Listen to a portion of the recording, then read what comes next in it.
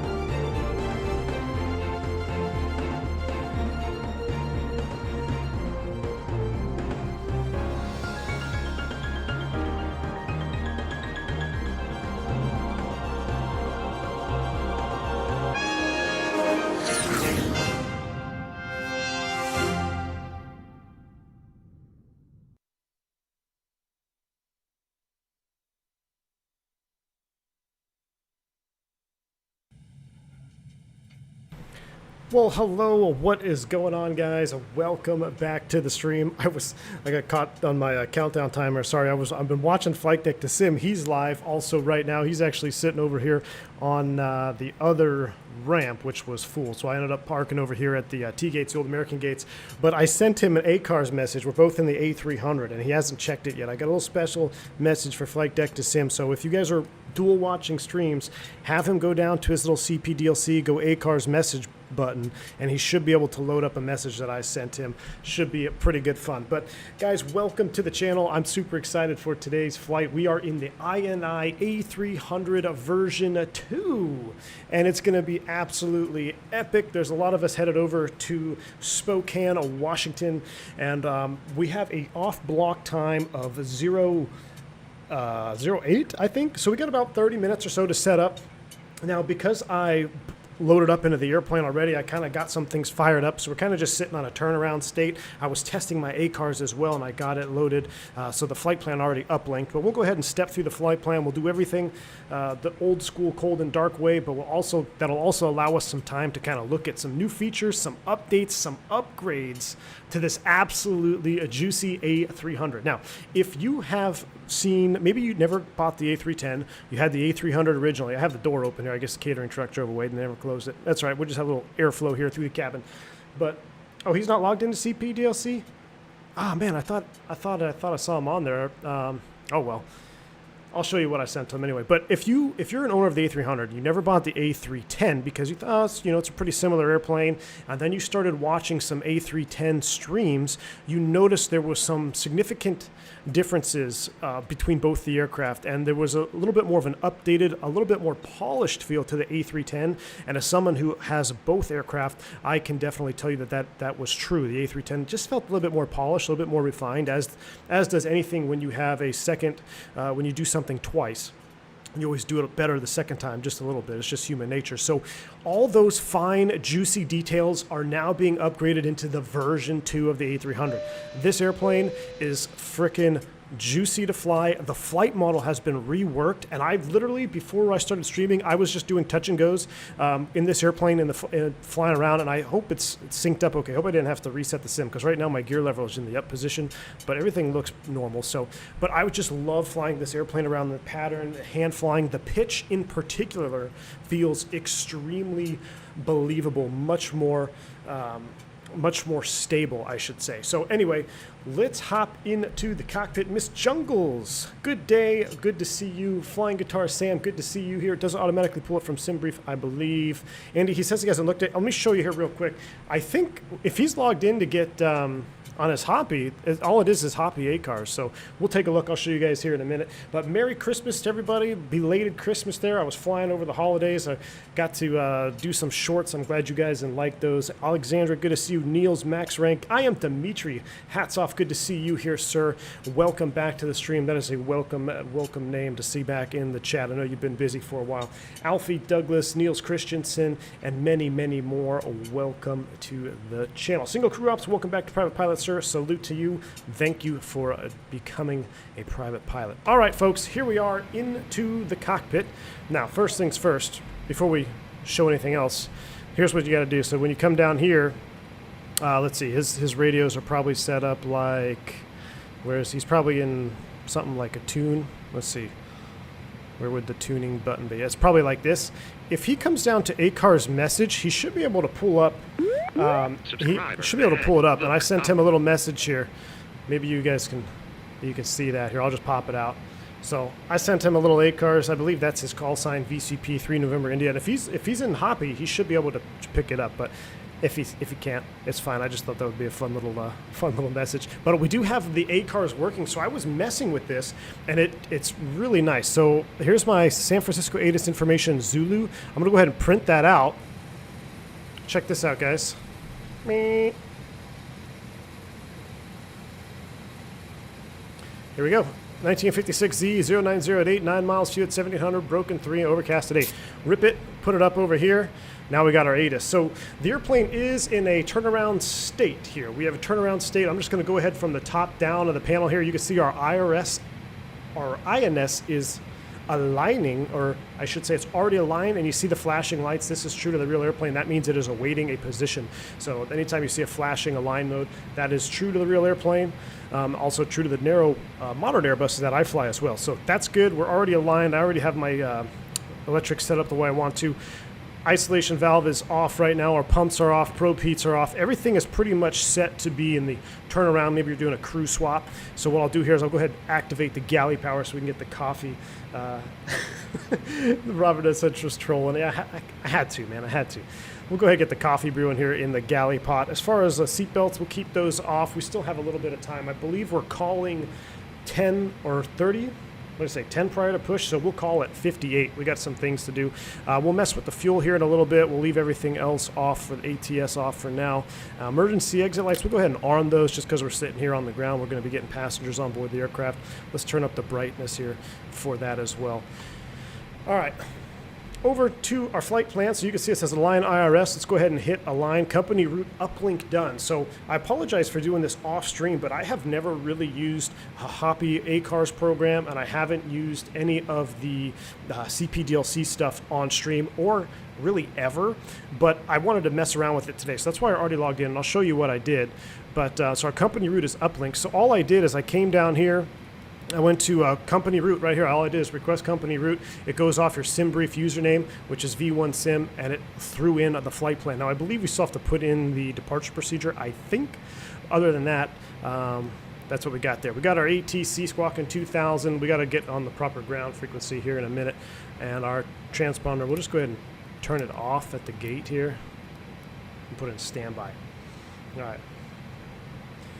Okay, so that is good. And here's our door status. Let me go back. And one other thing I wanted to show you, when the V2 comes on, some aircraft did not have this setup here. They had the old school radios. So what you have to do is change it right here. Radio panel CPDLC function. You want to turn that on when you get in your V2. So if you want to use the CPDLC and the updated radio panel, I believe some of the cargo operators actually ran this in real life here in the US. I'm not sure what the European or other countries did, but in the US, I'm fairly certain that they had this in the real A300. Now, it's when I flew cargo and turboprops, one of my routes, I was supposed to beat the UPS A300 into Lubbock, Texas, or else I couldn't get access to the ramp. So I remember going up to the cockpit of the A300 there at UPS for a little bit and checking it out. And they had a very updated A300, which was cool to see. But anyway, that's probably going to be a question that you guys are going to want to ask yourself is, how come I don't have the CPDLC? You just have to go to the next page here and turn it on from the settings option. So okay, let's get to our ground ops. Let's get our load sheet here.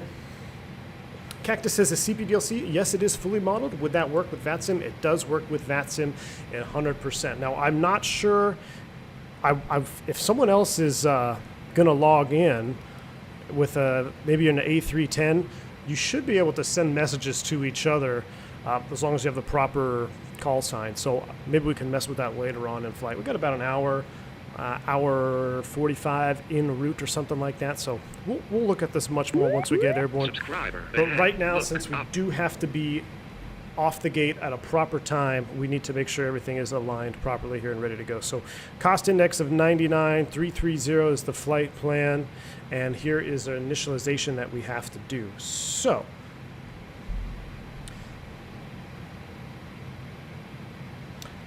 Jeremy, not all airlines will run CPDLC. A lot of times you just have to hand plug it in, and we can plug it in pretty darn fast. But CPDLC, CPDLC is the way of the future, especially for here in the U.S. As far as Europe is concerned, is GA and commercial or private jets. Those are all pretty much CPDLC in Europe right now. That's pretty much the norm. Not the case here in the U.S., but it is coming. Sam Soar, thank you so much. A monthly tip, $5 a bones. Thank you so much. A bank angle check emojis in chat.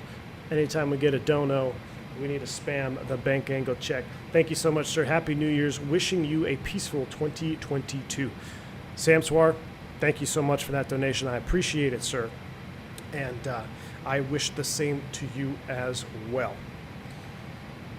All right, so it's a little bit, I remember when the A310 came out, it was a little bit different. They want you to actually use the SimBrief profile to get your weights instead of loading it manually like you do now in the current version of the A300. So we're going to do that here for you. We're San Francisco to KGEG, Spokane, Washington. Flew in there many, many times as a corporate jet operator. I did not fly in there, I don't believe I've flown in there any time in recent history, but I have flown in there in the past, corporate jet, many times. So here we go. Here is our FMS init load. I am using the United 18 format. Again, that's probably one of the most asked questions, but this is the United 18 format, and another reason why I like this format is when you have an aircraft like this, when you get the V2, you can't set your weights manually like you used to. They want you to load up the zero fuel weight. So, and this is a little bit more realistic to the real aircraft. Now, in my operator, we do a very similar thing. We take a zero fuel weight from our paperwork. We take the zero fuel weight CG, we throw that in there. Then that all gets updated after our final numbers come through. So you're not really loading up cargo weights and stuff. That's pretty outdated tech as far as modern airliner flying. This is much more realistic in terms of how we do things. We do mess with the zero fuel weight a lot. So from SimBrief, we are going to load a zero fuel weight of 250.9. So I'm going to go 250.9. I'm going to hit enter. And the fuel on board that we need today, planned gate fuel, is 37,766. but I'm going to just go ahead and put 40,000 on there because I don't know what's going to happen with traffic. So we've got 40.0 on board. It should be 40,000 pounds of gas. Our CG is going to be set here in the middle, and let's go ahead and load that information to the aircraft. What's the difference between CPDLC and ACARS? CPDLC, you talk to the controllers, Jeremy. So ACARS, yes, we get a lot of ACARS messages, such as our flight plans, our weights, and we talk to our dispatchers. But CPDLC integration means that we will literally not need to talk over the radio to air traffic control in some instances. So you can request a left deviation, you can request a higher altitude, you can request direct to, all from the computer. And I'll show you, there are some preloaded messages here in the CPDLC program, which to my knowledge doesn't really work on VATSIM USA, but it does work on VATSIM EU. So if you're flying in Europe on VATSIM, if they got the CPDLC running, you can go ahead and do that over here. So that is the difference between the CPDLC and ACARS for the most part. All right, so the aircraft has been loaded. I'm gonna go ahead and send it to perf, but before I do that, I'm gonna pop out my thing here, my make a do, and let's go ahead and put our block fuel. We're going to put 40.0 on board, and the zero fuel weight is 250.9er, and there we go. And our CG, zero fuel weight CG, is 26.3.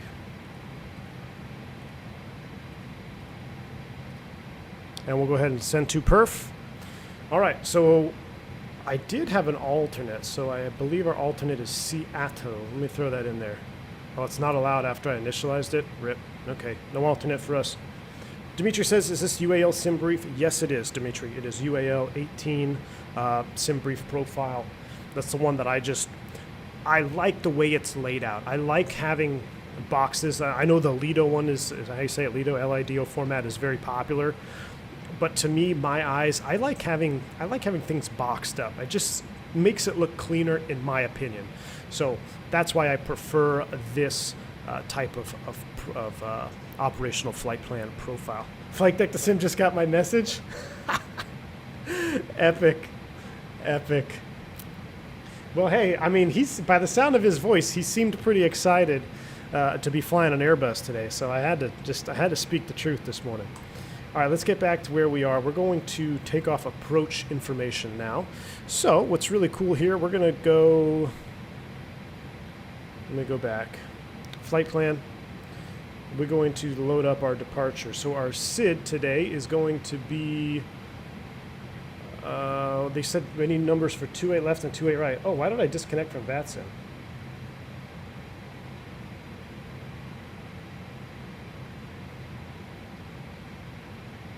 Did VATSIM crash? Because apparently I got booted from the network in VATSIM.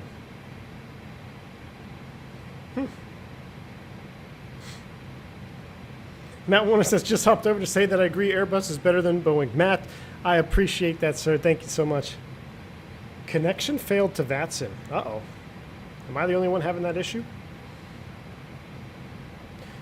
Okay, well, we said we're going to expect 28 left or 28 right. I'm going to set numbers up for 28 left, and we are departing on the... We're at the truck and two departure. So let me go ahead and throw that in here. Truck and two deadhead transition, and we'll insert that. So now we've got our truck in, deadhead, Kenzie, GEG, and then there is a direct from there. I believe, let's see here. Let me go to active sky. Planned weather in our arrival time, or at our arrival time. Winds are 280 at 4. Interesting. So let's go ahead and pull up. I can't remember. I'm not going to land 3. What one are we going to land up there at Spokane? Airport 10-9 page.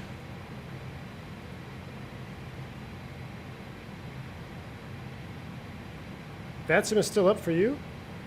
Huh. I'll try VATSIM USA West. There we go. VATSIM USA West work. That Flight Deck probably got me banned. I think he did. He probably banned me from the network. All right, so if winds are 2... 280. We'll land on 26 is pretty short. You know what? Let's just set up. Man, I don't know. I'd like to land 3. 2-1 would be a 70 knot crosswind. Let's just set up for 2-1. No star. We're going to do ILS 2-1. We'll do it from the VOR, and we'll insert that. All right, so that is good. Init A page is all done. Align is complete. The next page, takeoff perf. All right, so that is all set. FMC data here, we'll load it up. And ATIS request. Greg says HD had some issues earlier. Okay, so I switched servers. It seemed to work. 12 degrees here in Coeur d'Alene. Beautiful. I love Coeur d'Alene, man. Also flew there many, many times. A beautiful place. All right, we're going to do a 15-15 flex negative ghost, right? We're doing a Toga takeoff here. 15-15. Everything else is good. Let's go ahead and compute the numbers.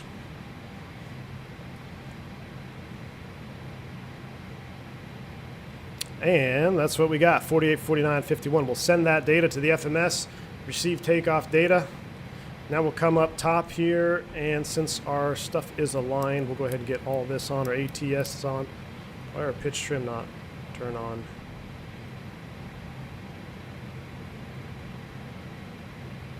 Why are we not aligning properly?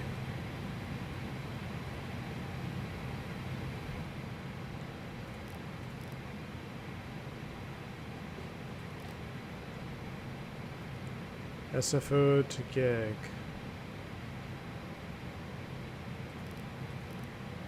I feel like there is an issue with our init.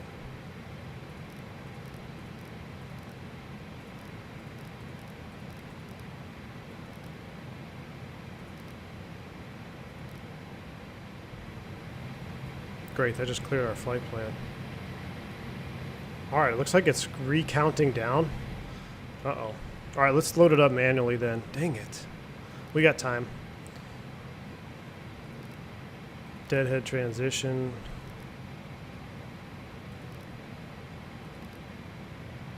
What's going on with our box here, guys?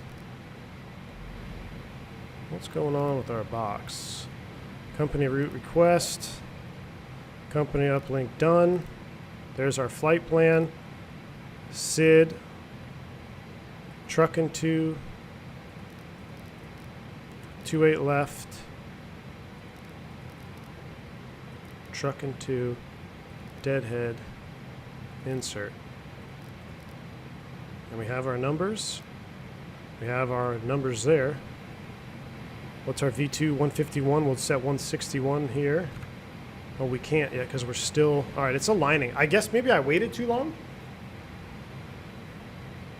I think I waited too long, maybe. Aren't heavy in the U.S. required to add the call sign with heavy contact? Not every contact, Kate. With your initial call up, you'll call up with your heavy, and if ATC doesn't call you heavy, then you don't have to say it anymore. I'm pretty sure. If ATC gives you a shortcut, then you can have a shortcut. Now, I wonder...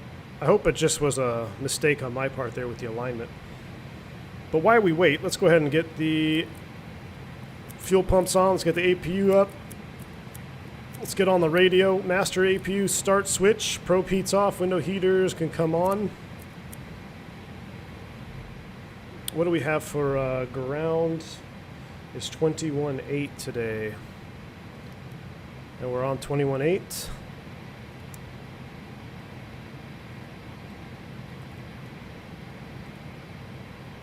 Volume should be up. Oscar 1366, go ahead. Incorrect cruise altitude for direction of flight. Would you like 350 or 370? We still have about 18 minutes. Oscar 1366. Why is everyone from flying? It was organized by AI and I. They set it up with ATC and everything else. There we go. Here comes. Now we're coming back. 37010 after departure. So we'll just remember that 151. Let's go back to our Back at 2 Alpha Mike. ground ops, ground services. We no longer need. Actually, we still need that. Let's go ahead and get rid of you. Get rid of you. Get rid of you. Let's go to exits. Let's go ahead and close up 1 right. Alpha I'm sorry. 2 Alpha Mike. 4 right. Monitor tower 120.5. This is 120.5. All right, APU is available. San Francisco ground, Skywest 5902. My apologies. We're going to need another 5 minutes down here. Oh, roger that. 2 minutes on the alignment. You can set your alternate on an it. Oh, okay. American 9154. Thank you. Clock normal? Not allowed. Welcome to American 9154. Maybe if I, American 9154 monitor tower, have a good flight. yeah, I don't know why I can't do it. Maybe I waited too late. American 9154. Thank you for your service. We'll clear that status out. IRS in a line. No smoking, park brake. All right, we are standing by. Ground Delta 1505, ready for taxi. Paolo, what's up, man? Hello, viewing everyone. I hope not the only girl here today. Paolo, well, welcome on board. Miss Jungles, our mod, is also female, so you're not alone. Welcome. Taxi via Alpha, Alpha 1. Give way to FedEx on Alpha, taxi Alpha, Alpha 1. The sounds on this bird have been updated, and they are a little bit extra juicy, guys. They are definitely a little bit extra juicy. All right, 1 minute here on my alignment. Amendment to your clearance available. Expect PDC. Our off block was 08 time. What is the current ATIS from SFO? Let me just double check. It is information alpha. Altimeter is... Ground, very good day. Transfer Papa Lima with you with Alpha, request clearance for cocaine. 2988. 2988 set once, set twice, and it is synced. Spokane, what is it, 2,600 feet over here? I think it's 2,600. We'll set 2,600 for landing elevation.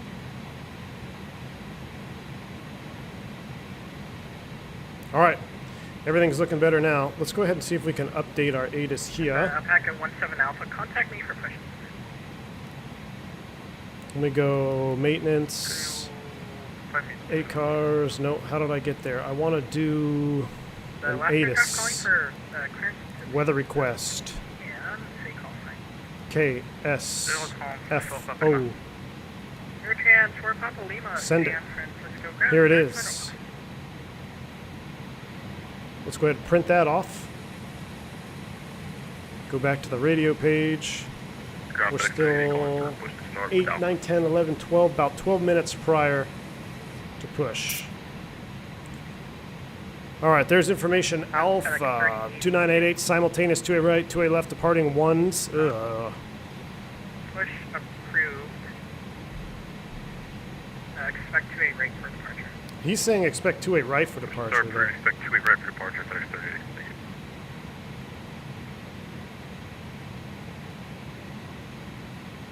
Sean, what's up, man? Welcome. All right, we got everything set up. We got our fuel, we got our perf, we got our galley. Let's go ahead and shed the galley right now, and let's go ahead and close up that. 1 left. We'll go close all, arm all. Oh, return, load sheet. Oh.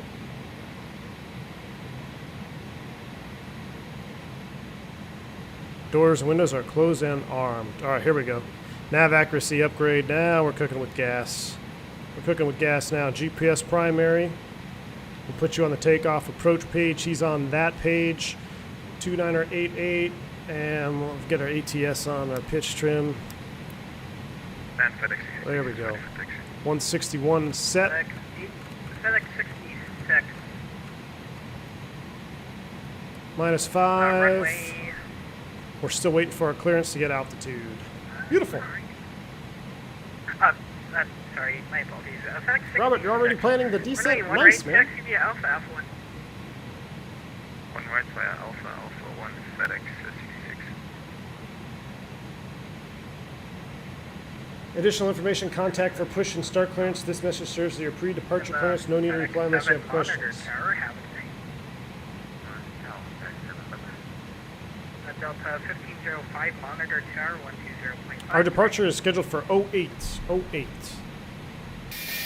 Let's see what's going on. It is a quite the busy lineup out here today. Look at all those A300s. Ground, good afternoon. This is United 100, request high first service, okay? United 100, San Francisco ground, clear on request number 1 in the queue. Flight deck to Sim sent me a message.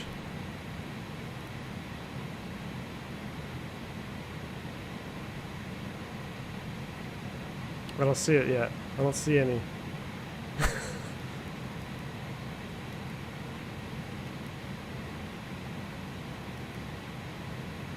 So here you go, Jeremy. Here is your here is the difference between CP DLC. So on a traditional A cars, you don't have this information. So this is where you can request weather deviation, request departure clearance, request pushback clearance. Runway 1 right, taxi via And Alpha. they don't, I believe they're not rocking it here in the US, One right, but this is how you would do it. I mean, you could do weather deviation, left deviation, distance. So it's literally all the information that you would need without having to talk to a controller. So pretty cool. United 100, clear to Spokane Airport, truck into departure, deadhead transition, then as filed. Carter, what's up, man? Welcome. Departure frequency 119.75, squawk 4525. Trim 1.3 up, we can set that. Alright, we're going to Spokane, the National Airport, truck into the departure, that is transition, and as far as time via SID, the departure frequency 1.3 up is set. Squawk 4525. 10 minutes prior, and United 100, read back correct. that's on, seatbelts on, auto, nav is on. Let's do a checklist and then we'll be ready to call for our clearance. Cockpit prep, complete signs, on and auto, fuel quantity, check, nav, checked and set, landing elevation is set, 2600, altimeter is 2988, set, both brake, anti-skid is a normal on. And this is concerning me here, but we'll have to wait for after takeoff, I guess. Let's see, windows, doors, and slides, they're closed, beacon, we're standing by on that. We're just waiting for Cleared out of the San our Francisco clearance. Class Bravo airspace. Oh, he hasn't figured out to VFR respond to at or slide below yet? 2000, well inside the San Francisco Class Bravo airspace. Departure frequency 1. But one thing you'll notice too off the bat is that the cockpit, the textures are a little bit more, I don't know, the textures were so good to begin with, but they're even better now. I don't know how they're maybe more crisp, maybe a little bit more weathered. Definitely been an update. It feels cleaner to me, just like a cleaner setup. And the Gulf, We'll go TARA, we're Romeo stranding at Lima Alpha 2000. feedback, correct. Expect a departure heading west. Tower, thereabouts is going to be at like 280. Alright, there's 10 prior. Let's go give him a call after this gentleman. What are we? We're American 357. Expect 28 right at intersection Echo. Distance remaining 5,550 feet. An Echo. Roger, that's all copied. Expect 28 right and copy the heading Golf Lima Alpha. San Francisco ground, good morning. American 357 Heavy, I'd like to get our IFR to Spokane. American 357 Heavy, San Francisco ground, clearance on request number 1 in the queue. Skywest 5902, monitor tower, have a good day. Off the tower, Skywest 5902. Thank you very much. Good day. Jeremy, remind me when we get airborne. I'll have to take a look at that. November 0 Bravo Zulu, squawk normal, and check your transponder, squawk 4521. We got it, Just a standard day here in San Francisco. And also, let's see, where's my, Delta 50. oh yeah, Good cam. Apologies. We're still ready to rock. 0.5. Cool. Have a good day.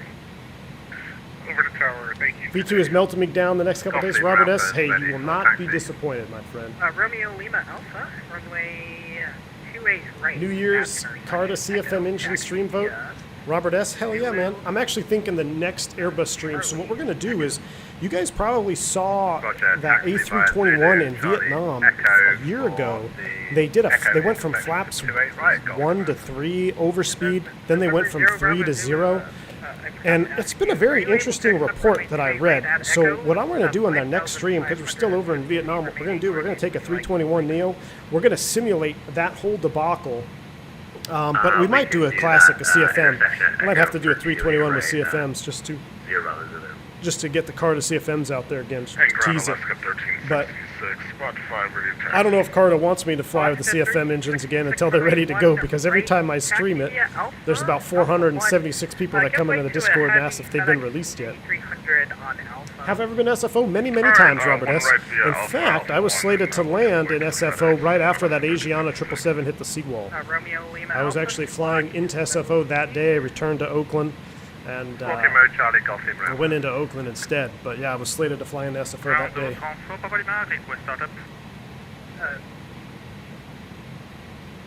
Zero Bravo Zulu. Blue Bear, I agree, runway man. 28 right on intersection Echo taxi. I agree, Charlie Blue Echo. Bear.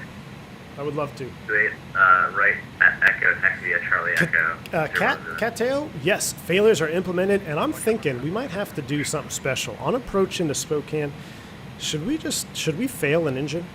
We might have to do a single engine approach into Spokane. Eurotrans 4 Might Papa Lima. might push- have to do that. push High Fox altitude. We'll see what happens. If we have the time, we'll do it. But the failures are modeled really, really nice. I'll show you here. They're just in the menu, failures option. And I don't want to add it now, but you can go through the whole setup. 41 requesting IFR to You can fail engines, you can have hydraulic failures, you can have all kinds of fun stuff in this airplane now. Sam, did Mentor Pilot do a video on that? I might have to check that one out. I haven't seen his, but I'm just intrigued by not only the flight crew actions, but just how the Airbus logic would handle such a Can you reprogram mix-up. for one right and just a mix-up in systems. Like the airplane is not expecting you to go from a takeoff phase, go into flaps 3, and then definitely from flaps 3 back to 0. There's just so much that happened that it kind of hurts my brain when I think about it, but I really want to try to recreate it in a sim just to see what would happen. The crew, I mean, obviously they cleaned it up and they went on to their destination without issues, so that's good. But man, that is just a huge blunder on the crew's part there. And I'd like to recreate it to see what the airplane would do. 17 Alpha push approved. Call Nevada, thank you, man. I hope you had a nice Christmas yourself. What are your thoughts on the hot start CL 650? Day 1 buy and stream, Nevada Rocks. Day 1. Matter of fact, I'm off on the 7th, I believe. I believe I'm off on the 7th. I'd have to double check, but I think I'm off on the 7th. If it drops that day, we're flying it that day. Guaranteed, man. Guaranteed. Jeremy, I'd love to, man. We've actually talked about it multiple times on Discord. It's hard to line up our schedules, it really is, but I would love to do one with him. I think it'd be a lot of fun, mostly because not only is it going to be entertaining for you guys, but I seriously have questions about the 7.3, and I don't really think about them until I'm flying it on X-Plane. So whether I'm streaming it or we're flying it here, I come up to something and I'm like, why do we have to, why is it this way, or what does this do? So I would love to be able to do that with him sitting next to me virtually, and we can kind of talk about the Boeing and different things like that. What incident? Jaden, what happened was an A321 crew took off out of Hanoi, and they went from flaps 1 to flaps 3 instead of gear up at 210 knots. So flap over speed for sure. And then from flaps 3, they went to flaps 0, and it just, there was a lot that went Number on. 0 Bravo Zulu, monitor tower, have a good day. Monitor tower, 0 Bravo Zulu, have a good one. Can I adjust the volume with this knob here? I think I can. Romeo Lima Alpha, monitor tower, have a good day. All right, let's see what's going on outside. Oh yeah, here's the lineup. Good thing we had an extra 4,000 or an extra 3,000 pounds. United 100, push caution the Alpaca A300 behind Ooh, you. look at that A300 taking off. Oh yeah. Right, well, we see that Alpaca. Let's sit here on the wing view here with a little bit of COVID on the windshield. Oops. Put my thrust lever into reverse. 2241, clearance available, advise ready to copy. Ready to copy. Hey, I'm still waiting my clearance. 2241, clear to Seattle Airport. Truck and 2 departure. Jaden, 1 year ago in November. IVS said departure frequency 119.75, squawk 455. Can you repeat the squawk? 455. Hey, I was number 1 in queue. Not anymore, Eclipse apparently. Seattle, trucking to departure, deadhead transition, climb via SID, departure frequency 119.75, squawk 4556. Aeroflot 2241 readback, correct? Unless he had a departure time prior or before me. I might just ask this guy real quick.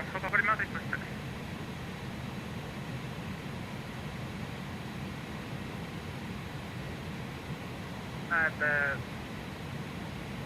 Eurotrans 4 Papa Lima, runway 1 right, taxi via Alpha. So now he's giving out 1 right. Interesting, the ATIS is saying 2 8s, but 1 right via Alpha for 1, departing aircraft need to get numbers 28 and 28 right and left. And ground, just American 357, checking to see if you got our clearance to Spokane. American 357, San Francisco ground. Cleared to Spokane Airport, truck into departure, deadhead transition, then as filed. Climb via SID, departure frequency 119.75, squawk 4534. All right, cleared to Spokane, trucking 2, deadhead as filed, climb via the SID, departures 1975, squawking 4534 for American 357 Heavy. American 357, readback. All right, I'm going to put it in the chat just so I know where we're going. So we're via the SID, so airports, SFO, departure, trucking 2. What do we got for a climb via? It is North Carver, ready to taxi with Alpha. flight level 190. Runway 1 right, taxi via Zulu. Hold short, runway 28 right, departure. 1 right via Zulu, hold turn right 28 right. 190 set, trucking 2 out there, speed restriction, do not exceed 250. What? 210 till leaving 520 feet. That's not going to be a problem for us. All right, beacon is coming on. 190, squawk code of 4534. Set. Pull the jet bridge back, reset my parking brake. Let's get out of here. Ground to cockpit. Please show me where you want to go. Ground to cockpit. Tow is driving up. YouTube is your pad? Yeah, Cam, it is. Cam, I saw your message there in the Discord in the V1 channel. I didn't get to get back to it in time, but hey, if you remind me up at cruise, and we'll talk about it, man, because I'll pull it back up. But you were wondering about the medium auto brake situation in Chicago. Remind me when we get up to cruise, and we'll talk about it again. There's a couple things I would wager to say he was probably weight limited, but we'll talk about it up there. Andre, you got skipped too? No worries. Andre, who you flying as today? United 411, you already have your plan. Wojtek, what's up, man? Sorry, Mr. Chat there that says recently flying my 319 had issues with hot brakes. Okay, all doors What is and the safe hatches issue are to retract them? Ready. I was cooling them to about 30, but after retracting separating, even hey, as long as you're below 300C, you can put them in the well. Wojtek. No, we have not been cleared. Below 300C, you can put them in the well. United 411, my apologies. Cleared to Spokane Airport. All right, they're hooking it up. Jet bridge is off. Beacon is on. Windows, doors, slides, closing on. Beacon on. Parking brake is set for now. Port push checklist, whatever it's called in this thing, is complete. Simple flying. I think I watched that one, Sam. I think I did watch that one. Let's turn them down for a minute. All right, we're in the lift. Double the viewers and likes. Uh-oh. Thanks to me or Miss Jungles. If you guys like this kind of content, if you like Airbus in general, show your love. Hit that like button for me. Inserted. Release parking brake. Brakes released. Clear to push. Starting pushback, and you may start engine. Let's go to a juice view right here. Big old GE hanging off the wing there.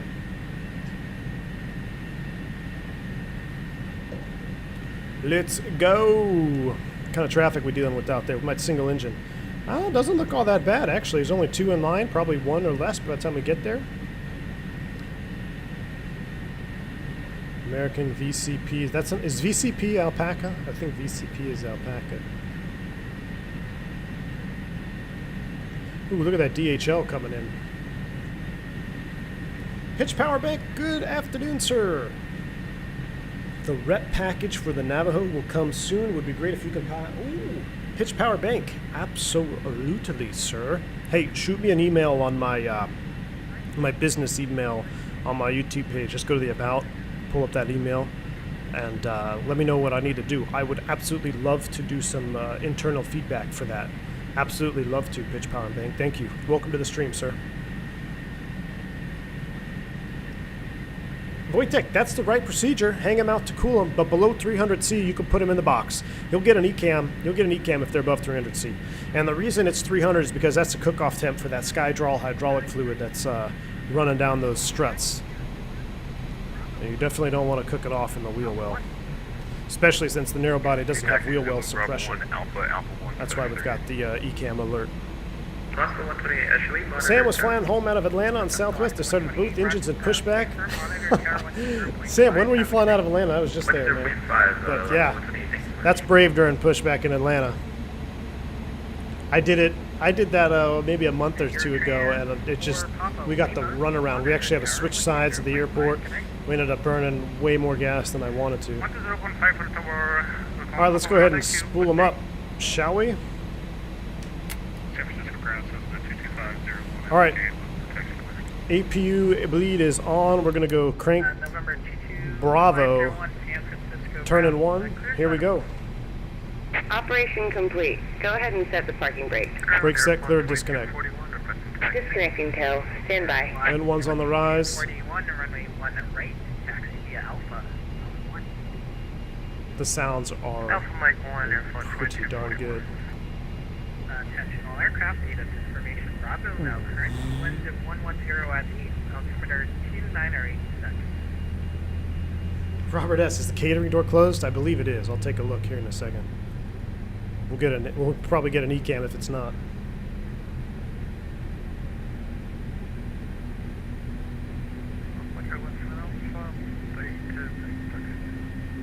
Alpaca 17 Alpha, runway 1 right, taxi via Alpha. Wingnut, I noticed that too. That's what's worrying me. I don't know why it's in the up position, my friend. I can't get it to come down.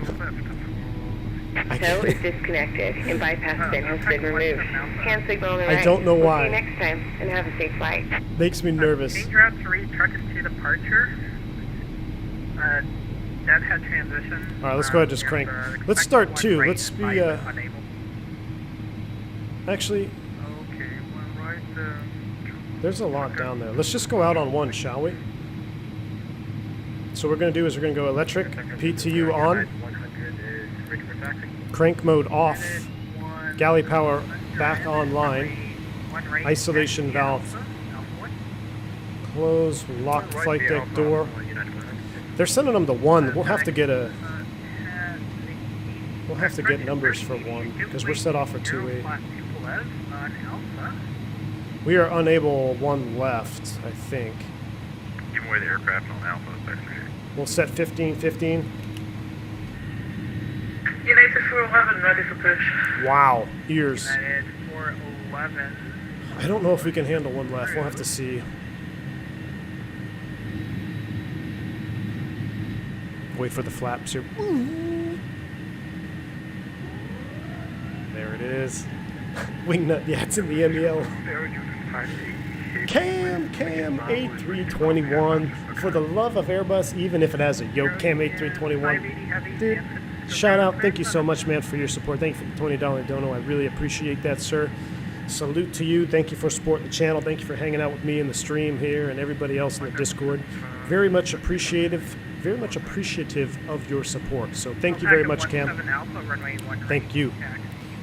All right, that is set. Rudder, trim, slats, flaps. We'll go ahead on. The spoid brake is set. Anti-ice not required. Hand signal received. Let's go to our takeoff perf. Does it say? Oh, this is for 1 left. San Francisco ground, this is going VFR to Santa Barbara. Let's see if it can compute 1 left numbers here. 501, cleared out of the San Francisco class. Yeah, we can do 1 left.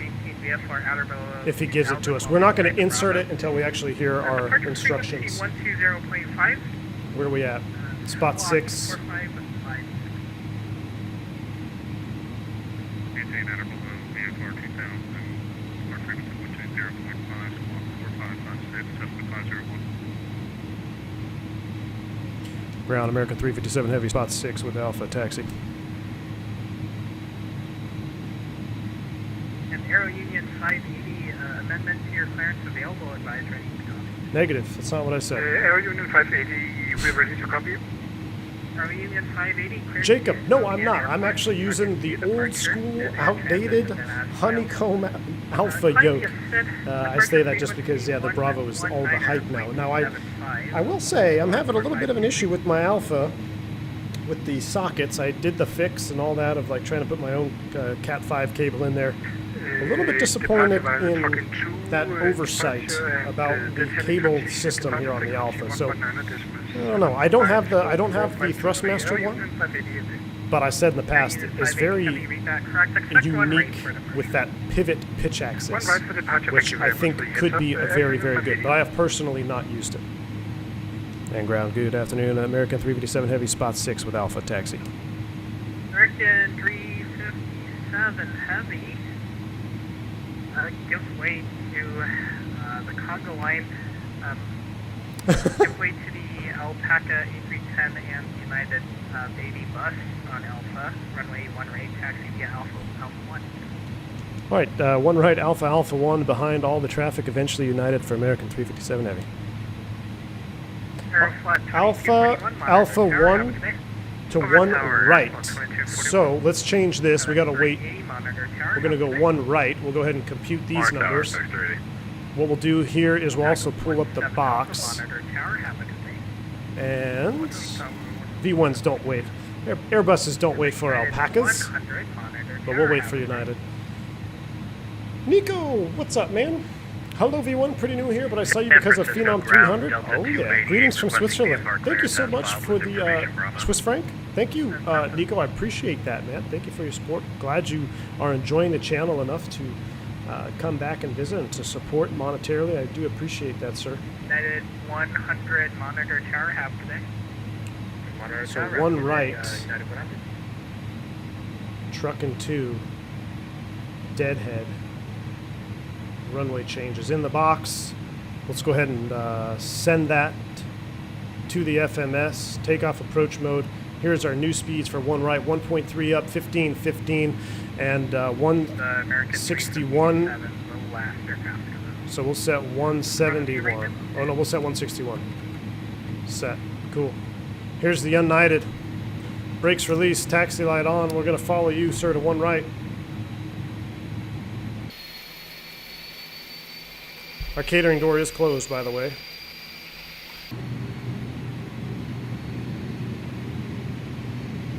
%50 limitation on ground. Should we throw up the throat, yoke and throttle can? Can you send perf data to McDo? Yep, we just did it. So we sent it to the McDo from right here.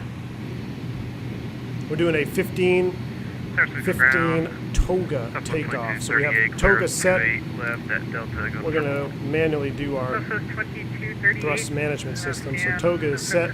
We're looking for 99.2 on the APRS once we eventually give it a full send. And Delta 288, that's up to you. Alpha 1. So Alpha is the inner. Alpha 1. Hey, from San Francisco, ground Delta 280. So we're going to go behind 1 left and around to 1 right. Your landing gear is up normal? Yeah, we put it on MEL. Hopefully we'll be able to bring the gear up after after departure. It is slightly concerning, no doubt. Look at that. I love taxiing freaking big old engines around with one engine just windmilling. How many we got in line for takeoff today? Oh my goodness. Yeah, good thing we started on 1. The yoke cam really makes me want the Bravo. Sam, I'm telling you, dude, the Bravo throttle quadrant is probably one of the best investments I've made in my flight sim. Because unlike, and you know, I know I really, really enjoyed the side stick setup, and of course I enjoyed the Alpha yoke as well. But a yoke and a side stick are going to be more specific to the type of airplane you're flying, right? So the most generic thing you can buy is a high quality throttle quadrant. And I'm telling you, I've had absolutely zero issues so far, fingers crossed. But it is one of the best investments I made for my sim. Surely, that's not a word. Mostly because of its compatibility. You can switch these levers out to the standard Boeing levers. You got GA levers. You got people making 3D printed levers now for different airplanes. I know there's a citation mod that actually has the maximum. I can't even listen to that. But you can have like a full-size citation levers here. And it's just the range of motion is so good. Like here's my dead throttle, and you can just see the range of motion. And the only gripe, not even gripe, but the only thing that I will say is the levers are extremely small, the default ones. So I'm flying a 2-engine Airbus today, right? But you'll see that I have 3 levers set up here. I just keep a dead one in the middle. That way it fits my hand a little bit better. So, but other than that, man, it is a great setup. I love the Bravo throttle quadrant. It's replaced my SIGTech, it's replaced my Warthog throttle, although that is also very good throttle as well, very high quality. And of course it replaced the TCA throttle as well that I had. But highly recommend the Bravo. And there's no sponsorship, there's no nothing. I mean, it's just, I bought it on stream actually when you guys told me it was available. Who was that for? Who was that for? Over to Tower, American 357. Have a good one. Tower 20.5.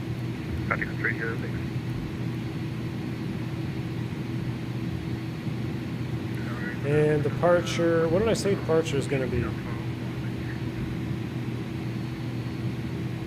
What was departure?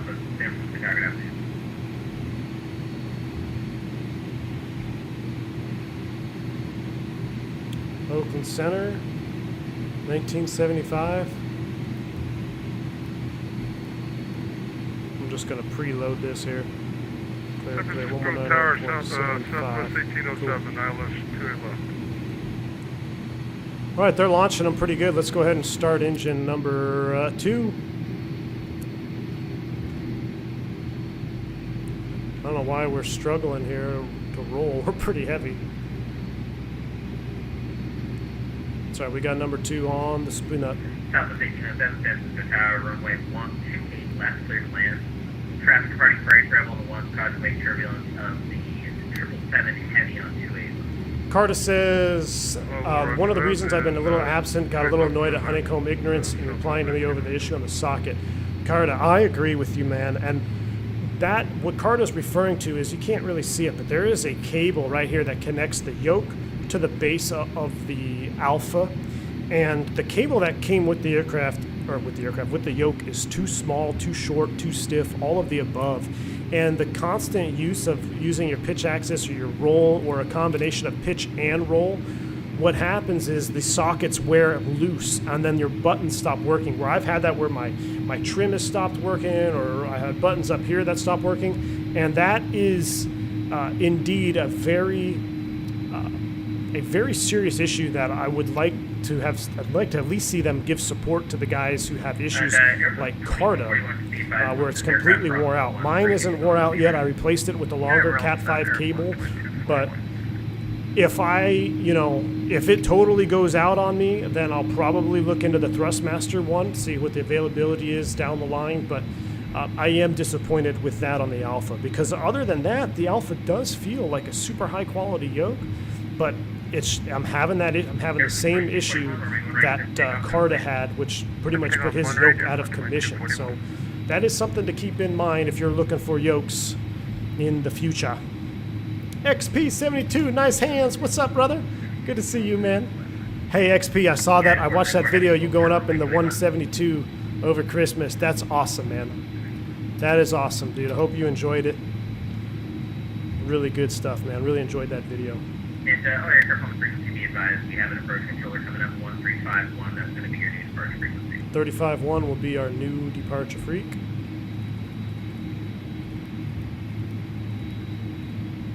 So we're going to hold short here.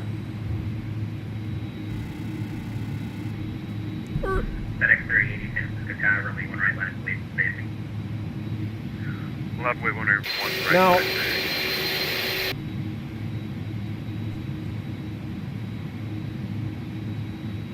I don't know if we're cleared across this. Yeah, tower for American 357 Heavy. Just confirm we're cleared across the threshold bars for 1 left. American 357 Heavy Tower. Yeah, you should be able to. Technically, there is no threshold right there, but if it looks like that, your senior year is. Yeah, I thought it was a scenery issue too, but I thought I'd ask first. Okay, we're going to continue taxi American 357 Heavy. Thanks. Thanks. Airbus 2241, thanks for that. Contact Open Center, or correction, contact NorCal Departure 135. Ginar, look, hey, don't be disappointed. And actually, Ginar, it's actually good news that you're hearing this now. What you need to do is the cable that comes here, let's see if I can set it so you can see.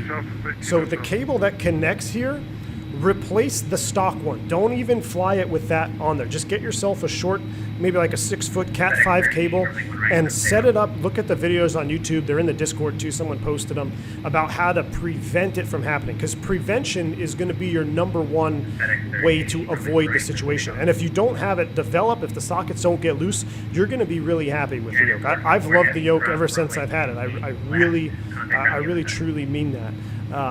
But other than that issue, if you can prevent it from happening, that's going to be your best bet. So make sure you do that once your yoke does arrive. All right, we had a second engine start. We can kill those pumps. We can kill that. We can go ahead and turn the ignition off now. We'll go ahead and turn APU bleed off. We'll turn the APU master switch off. Make sure we are indeed configured. We are. Let's do a takeoff config check. What? Nav ADC. What? Air data computer. We're naving across the board. PPOS is working. Hold on. Essential Gen 1. FedEx 3080 Tower. Fuel pumps are online. FedEx 3080 San Francisco Takeoff. Tower. Let's do a takeoff check here with the throttle works. Nav ADC. Clear that out. FedEx 3080 San Francisco Tower. Yeah, 3080, I switched after a little early, my bad. Rip. FedEx 3080, not a problem. Runway 1 right, clear for takeoff. Could take off runway 1 right, FedEx 3080.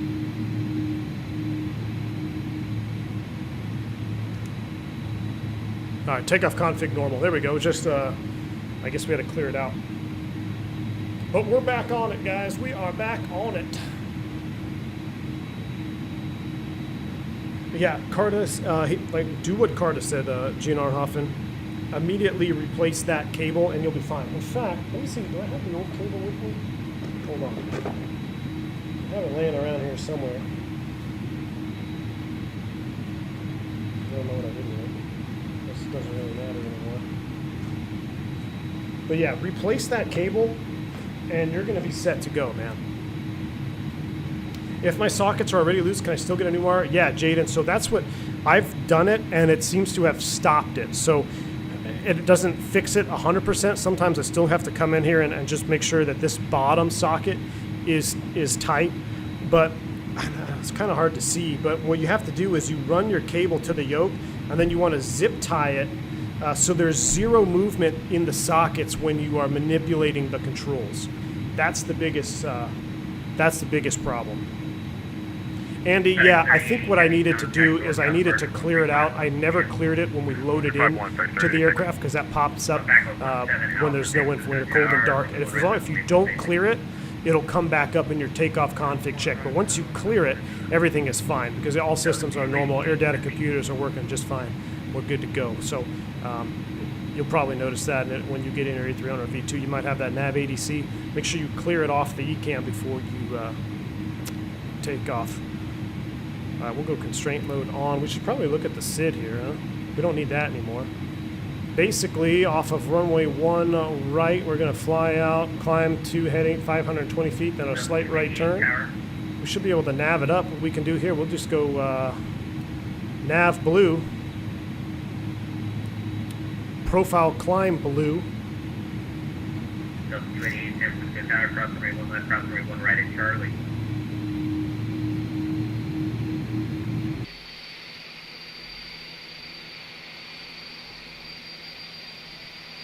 Taxiing around ghost mode here. It's alright.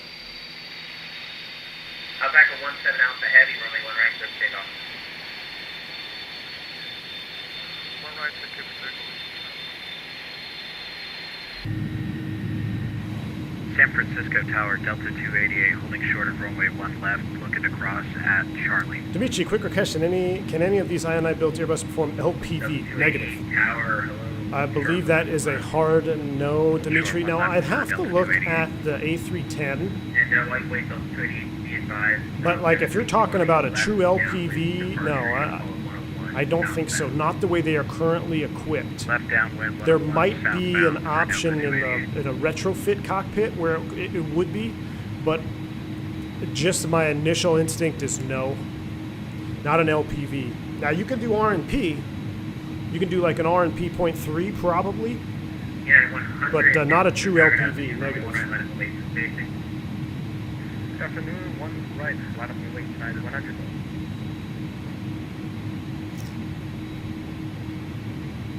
I love these engines. The sounds are just so good. Much nicer detailing here on the engine models too in the V2. Really cleans it up. Back at 17 Alpha Heavy, contact. We're a little too long to make a 90 here, so we'll just kind of lock it in right here.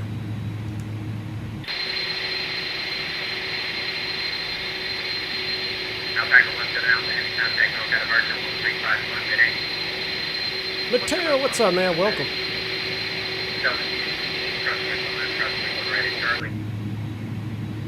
Cross 1 left and 1 right at Charlie for Delta 288. That sounded like Team Vodka, Delta 288. Let's watch this United take off out of here. Ooh, this is a good shot here on the jump seat view. How cool is that?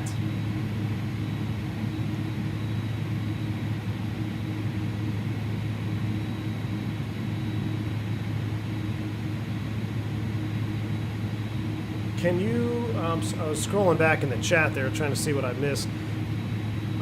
Can you set detents on the Bravo? Parasim, I'm not sure if there's a mod for it. There might be, but I'm not sure. 2 throttles for, yeah, that's my only, I was talking about it earlier. The throttle levers are too small by default. I mean, literally it's 1 finger width. So I run 3, it feels more realistic to me. The real Airbus, the narrow body that I have is about, I can fit like my 3 fingers across it just like this. This is about the size, maybe a little bit smaller than the real one. So it just feels more realistic. But in my hand, this feels better than just having 2 right next to each other. So I have a dead one here in the middle. Shaquille Oatmeal, what is up, man? What is up, dude? Welcome to the stream, man. Good to see you here. Saw you flying some CRJ ops a few days ago. I might have to get that CRJ. Been seeing a lot of streams with it lately. My wife brought me a iced mocha. I'll have to do. It's not a peppermint mocha. 357 heavy, San Francisco Tower, runway 1 right, line up and wait. For spacing, traffic is also a 15 mile mile wait. 1 right, line up and wait, American 357 heavy. Alright, so we're going to do it just like we do in the real airplane. Wing lights, nose lights. We're going to put these to extend, but not turn them on. San Francisco Tower. Here we go. Line up and wait. 97 on the ILS for 28 left. Yeah, 100, contact North departure 1351, see ya. 1351, departure, United 100, see ya. E and B, I'm getting excited. 1597, San Francisco Tower, runway 28 left, clear to land. Watching all these giant jets taxiing, idling, full of fuel, and itching to launch. Yes, sir. You and me both. Alright, let's see if we can do a professional style lineup here from the cockpit instead of doing a cinematic lineup. San Francisco Tower, Delta 288, holding short of runway 28 right. Seems about right. Let's crank it over. Delta 288, roger, we got some traffic on the 1 and landing 28, so hold short 28 right. Hold short 28 right, Delta 288. Alright, there we go. Hashtag real pilot now. Oh yeah, look at that lineup. Look at that lineup, my friends. Let's take a look out this window here. We'll watch the traffic.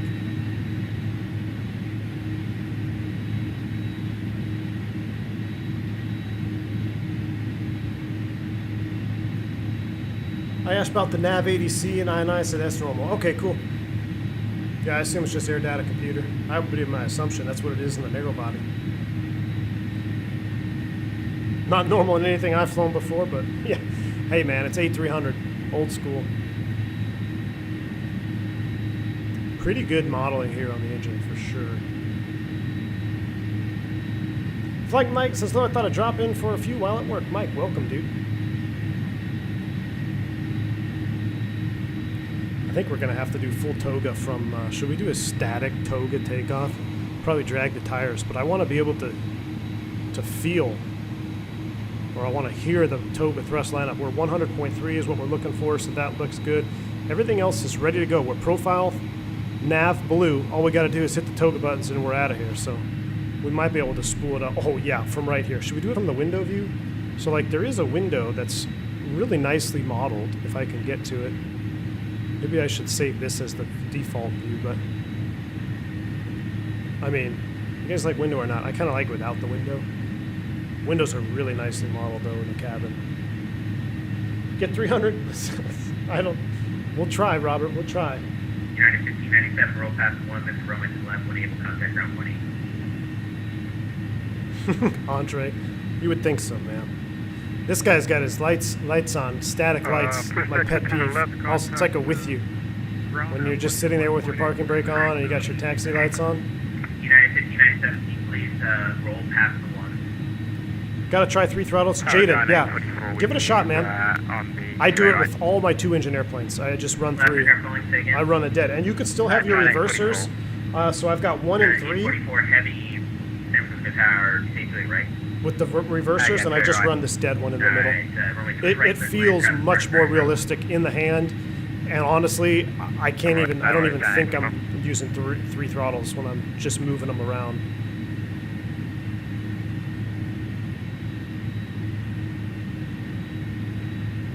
Oh yeah, we're gonna have to turn the chat blue. 1597, stay with me, hold short, runway 1 right. Man, my calves are gonna lock up here, holding the brakes the whole time. Technically, it's bad. 357, runway 1 right, clear for takeoff, no delay. 1 right, clear for takeoff, no delay, American 357 heavy. Alright, well, we're an A300, sir, so they're going to have to give me a second. There we go, spool them up 50.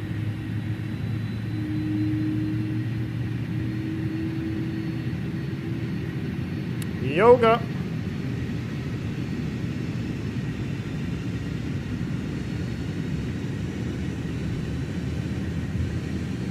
Wait for it. Here it comes. All right, thrust, profile climb, or thrust SRS heading, nav blue. United 1597, you with me? Thrust set, 100 knots, check.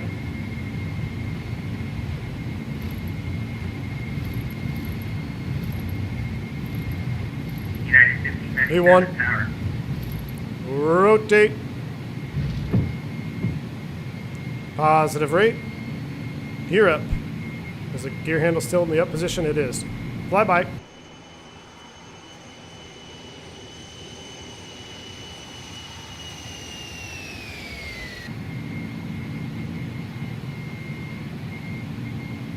Nav. Pop this out so you can see it.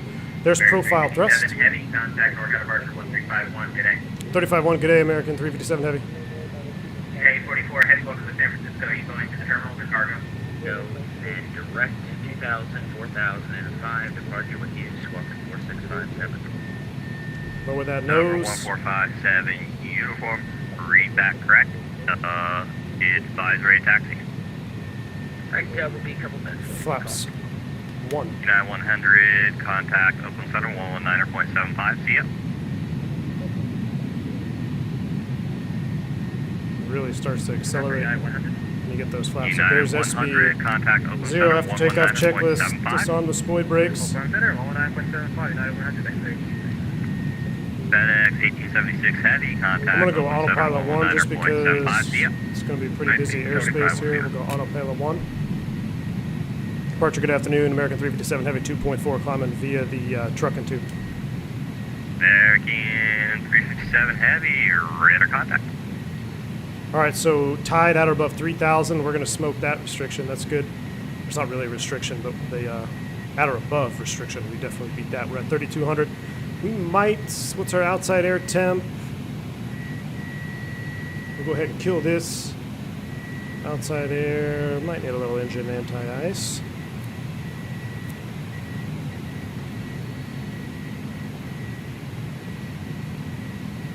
Good thing the gear thing, well, yeah, gear thing worked out. Do another flyby before we go into the clouds. Chris Rund, I do too, man. Good old brushed aluminum A300.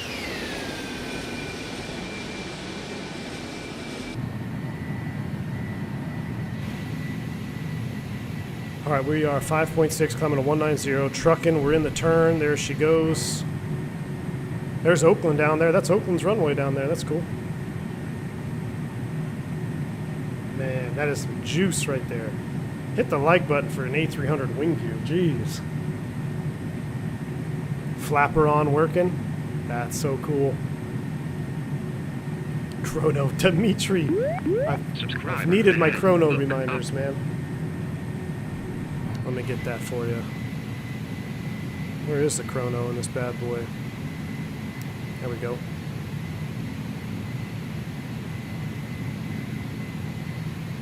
Oh, I gotta do it this way? Chrono's on. Alright, let's pay attention to our SID since we are on VATSIM here. So we're on this heading out to Deadhead. There's no other restrictions other than the 2.8 left speed, which we don't have to worry about. We're well above 500 feet anyway. So as far as airplane things, we're looking good. Ooh, we're coming through the top. Flyby.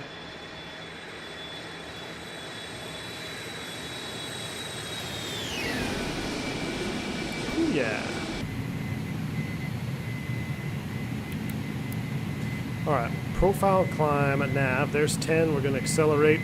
We no longer need the engine anti-ice. Let's go ahead and retract our landing lights, runway turn-off lights, wing lights, and nose light can come off.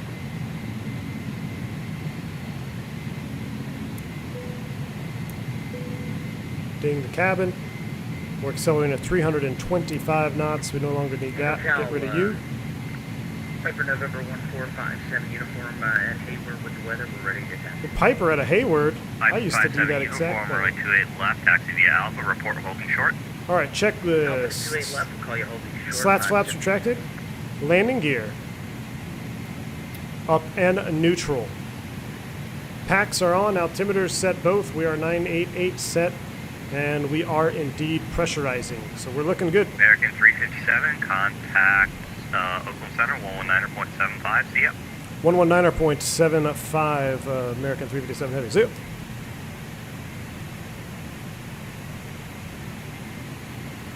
Center, good afternoon, American 357 Heavy. We're 12, come and fly level 190.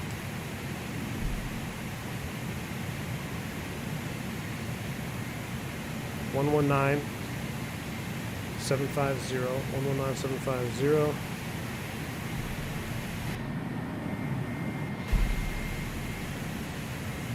Center, good afternoon. American 357 Heavy, 13-2, climbing flight level 190. American 357 up He's really quiet. 1228 cleared to the Gotta turn him up. airport via We're looking good. direct. On departure, maintain 900,000. Departure frequency 100.75. Let's go ahead and turn down the master volume a little bit. Does this model have engine pylon flex? Yes, indeed, Chris. It's been reworked as well. And as you can see here, already, you can see there's a nice little taper here of a little flex right at that slat point there, which would be realistic too. But you'll see on touchdown as well in the replay, they've reworked the wing flex on the whole model, so it is pretty darn good. These clouds, exclamation point sky, I believe. GNR says, so glad I tuned into the stream, otherwise I might have never known about the cable problem. I'm even drinking bourbon. GNR, Cheers to you, man. Here's a cheers with my my coffee to your bourbon. But yeah, man, you're gonna love it, man. I really don't have any issues with the Alpha yoke. I really don't. I've enjoyed it. It's been great, but that one issue is definitely a critical oversight, in my opinion. But if you fix it early, you're not gonna have any issues. So there's 18,000 set standard set 1 STDs for you and me, and 1 for the jump seater, which is automatically synced. So we are looking good. We no longer need this ATIS. We'll go ahead and get that off there. Man, we are 2,000 feet a minute almost at 325 knots. I don't know why I like this view so much on the A300.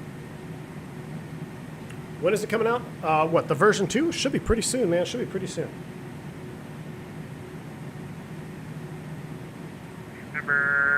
Andre says, I'm going to buy this A300 when Thrustmaster decides to finally ship my yoke.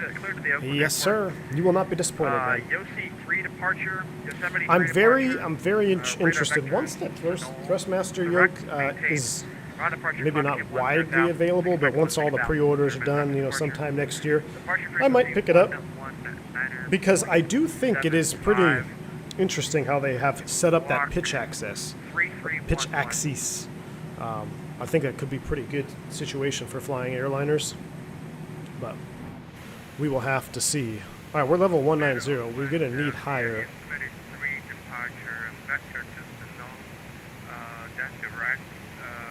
Tats and icing range, but we're in the clear, so we don't need to use it. Wojtek, have the best New Year. I just want to be better. Got to go see ya. Wojtek, thanks for stopping by, man. Happy New Year to you, sir. You have a good rest of your day. Thanks for stopping by. Chris Rund, you got it. Oh, sound juice coming at you.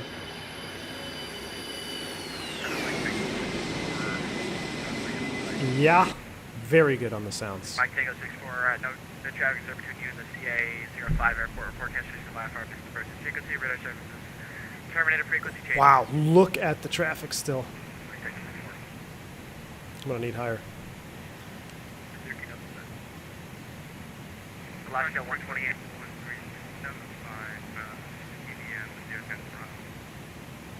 Alaska 128, contact Seattle Center 135.45. 135.45, Alaska 128, thank you so much. Aeroflot 2241, verify. Holding us at 19 right now. Oh, we're leveled at 330. Everything looks good temperature-wise. 2240.41. Maintain, or should I maintain level 320? Down to 320. Do you mind if we head back to San Francisco or Alaska Jam? Aeroflot 2244, roger. Man, we can't see our juicy orbits down there because all these clouds. Ooh, this is a good view right here. Aeroflot 2241. Yeah, so American 357 Heavy, you got any higher for us? American 357 Heavy, climb maintain flow level 330. Climb maintain flow level 330, American 357 Heavy. Alright, that'll help. Oakland Center, American 1123 with you, flight level 310. Bravo Charlie Sierra 4 Papa Lima, contact Seattle Center 135.45, good day. 35454 Seattle, transfer over Lima, thank you for this, sir. Profile climb, profile thrust. I went to level changed and then back to profile to see if I could get her to climb out on profile speed. I'm not sure if that's exactly how you would do it or not, if you would just level change it. Oakland Center, Delta 288, passing through 10,000 for 12,500. We are screaming up. Delta 288 Oakland Center, roger, climb. Performance on this airplane is pretty good. Also, in version 2, if you didn't realize it, but they was watching the update video and they reworked the thrust output from with all the outside variables from basically sea level all the way to your cruise altitude, so your thrust will adjust accordingly as it would in the real airplane as you climb higher and higher. So it's good to see that as well. More accurate representation of the engine power management and of course all the fuel management too. The fuel management's always been pretty much on point, but I guess they tweaked the thrust now to be more realistic, which is good. H. Martin, thank you. What's up, man? 1123 with you, flight level 310. With you. American 1120. With you? He doesn't know what to say now because you said with you. He's like, where are you at? Maybe y'all should get a room. All right, let's go outside. Let's turn down the exterior way down. Squawk 3305, American 123. Center, hello, Alaska, American 45. I don't know which side we should park on. Oh, you know what? Hold on one second, guys. I didn't realize I still have my fan on in the background. Gosh, that's got to be some awful background noise. Give me a second. Oakland Center, good morning. Just had a couple of technical issues. FedEx 456 Heavy on the ground at Sacramento International, looking to get IFR clearance to Los Angeles.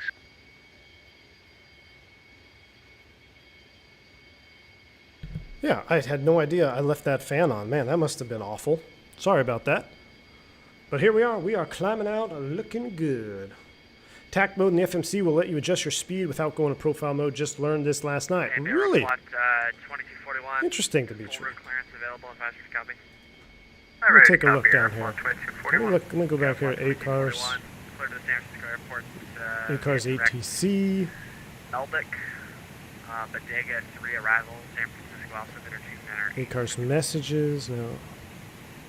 Miscellaneous. Clear direct to Melvick, miscellaneous David, report. to Rebel. This is how you send messages to someone with the ATs with the data link, which is cool.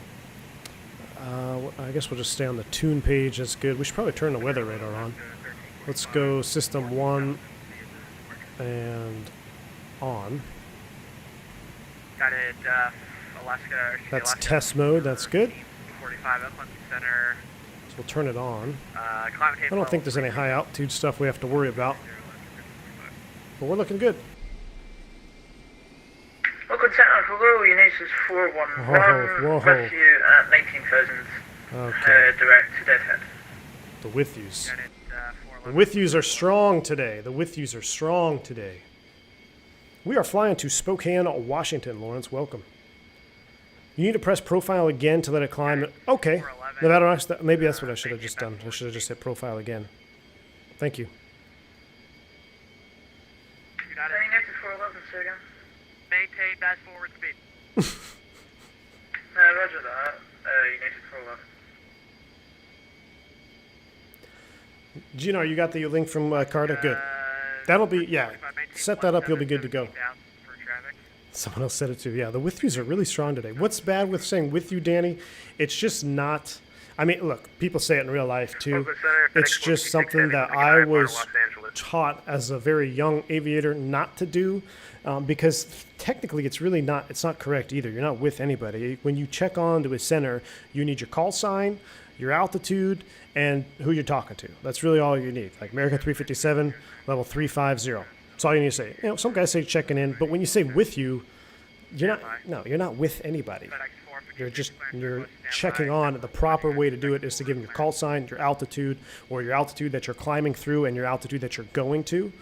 Sometimes if I'm in a turn, you know, I'll check on and say American 357 Heavy. We're on a heading of 350, climbing to flight level 350, or something like that. So you know, the with you is just.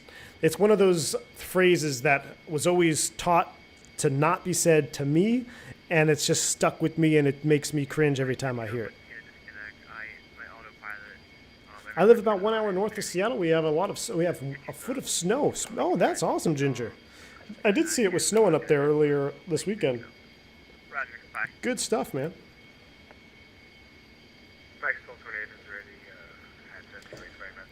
With you is like the equivalent of daddy dancing. Pretty much. Wide-body airliners look like real airships, not lawn darts. Yeah, this one does look like a true airship. I love this right here, A300 luxury liner. I just think that is so cool looking. I mean, this airplane, if you don't know much about the A300, it really shaped the future for commercial aircraft at that time. I mean, the twin-engine, wide-body airplane, it did a lot in shaping the airline industry as we know it today. So it is definitely an iconic airplane. I think there's still a couple flying around. I know it's a big freight airplane. I see a lot of UPS flying them still. I think UPS is still flying them. And then is it Swiss? I don't know. I think there's a couple of European operators that still fly them as passengers. But definitely sweet airplane for sure. Every time you adjust speed manually, the profile mode gets kicked out, but the only way to have profile mode on and manually adjust speed is through the tact mode. All right. We'll have to take a look into it. The other day I was watching LA Flights channel, and so said with you. I don't know if they were joking, but yeah, Alex, you know, it is said on the radio. It is said a lot, but I would say the most professional aviators won't say it. Southwest 2034. I blame FSX and FS 2004. You know what's funny, Gaskin, is that's what my instructor told me. He's like, you know, everyone's listening to these flight simulators, and they're saying with you, and it's not proper. Like, all right, good point.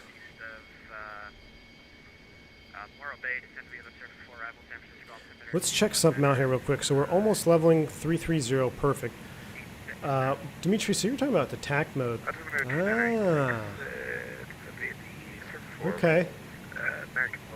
Might have to mess with it in future streams, Dimitri. I haven't really messed with that before, but that's good to know. Thanks for letting me know.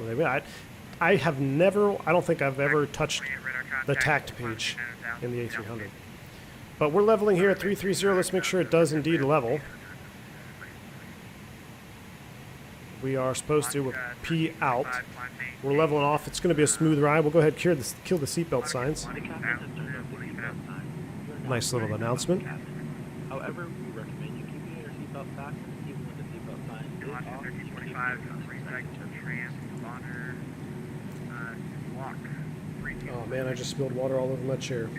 Rip. All right, Cam, discuss the braking action. Yeah, let's do that real quick. So I'm going to go outside mode here and put you guys right here. That way I can look at the chart. So they were landing in O'Hare, right?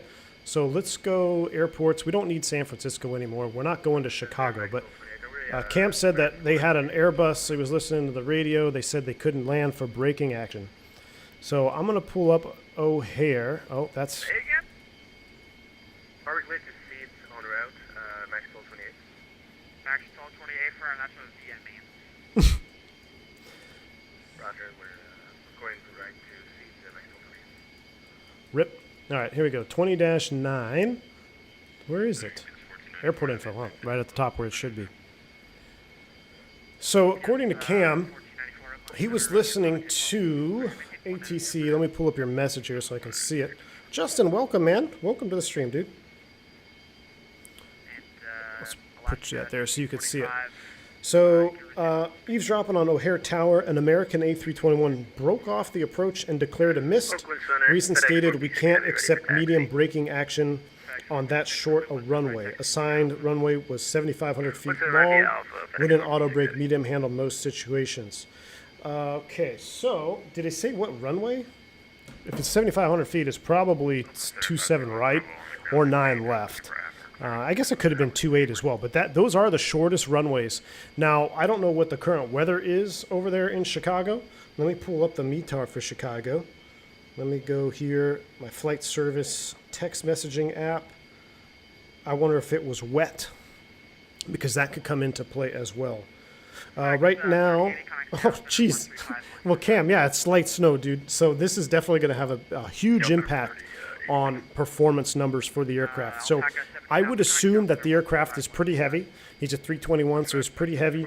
And what he has to do in his McDo is with the light snow, in the performance section of the McDo, they're going to put in surface condition. Now, you could either put in wet or you can actually put in light snow.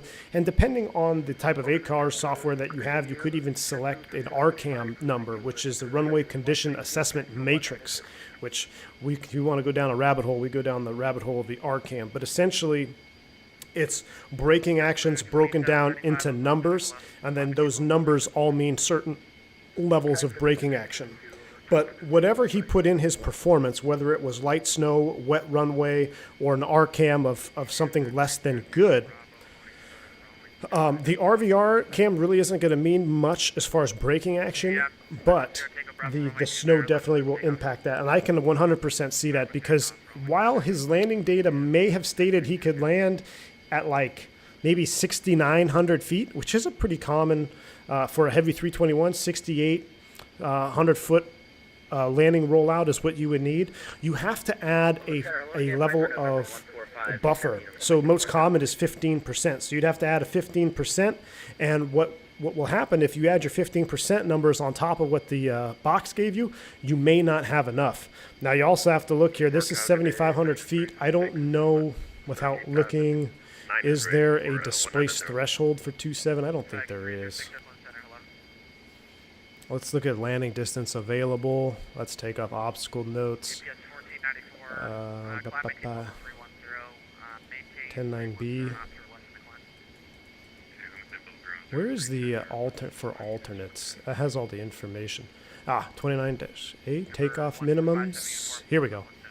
Additional runway information. So assuming he was going to land on, what did we say? 27 right.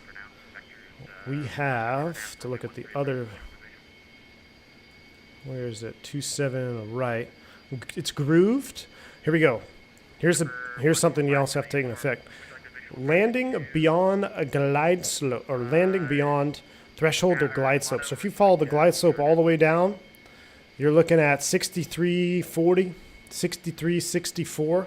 So from 7,500, you're already down to 6,300 feet of rollout distance. That is getting very short. So even on a dry runway, this could be an issue. But when you add the snow condition like that, the medium auto brakes, it may even kick back and say unable to land on that. Now, if he broke off his approach late, this is where airmanship kind of comes into play here. Is he might have been on the approach, or they might have been assuming they were going to get a different runway for landing, and they ran all their landing data for a longer runway, and then they're on vectors coming in off the arrival, and they say, hey, we're going to need to change you to 2.7 right. They'll accept the clearance because, you know, honestly, I've landed on 2.7 right before. It hasn't been much of an issue, but yes, it is shorter. What is the center saying?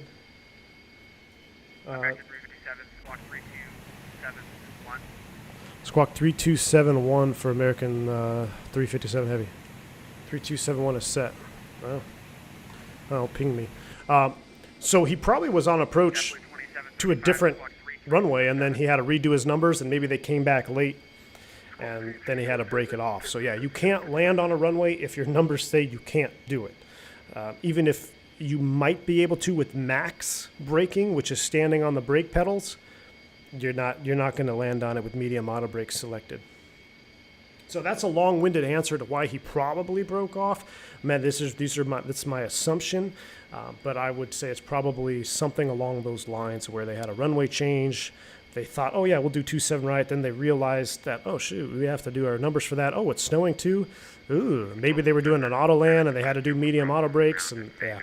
So it's a contributing factors from all different elements would cause them to break off. Hopefully it wasn't too late on the approach. What app did I use to check the METAR? So this is a good tip here for anybody that is US based. If you text, why am I getting pings? Oh. Scared me. FedEx 894. Cheers, bud. Thank you. Thank you, man. Text this number if you're US based. It's 358. I'll put it in the chat for you. I use this real world all the time. 358-782.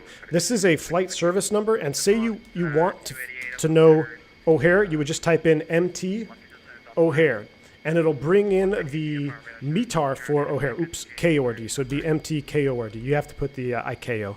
There you go. So if you text that number, it will. All right. Well, I'll see you later then. Default 1900. No, not you. That was for someone else. If you, I don't know what's going on with the radio, but if you text that, you can get any METAR in the country, and actually, I think in the world, if it's got a digital ATIS, and it will also post the TAF of the closest available airport. So that's what I use real world. You know, in the van on the way to the airport in the morning, showtime, whatever. I'll text I'll text that number and figure out what the weather's doing for my departure and maybe my arrival as well.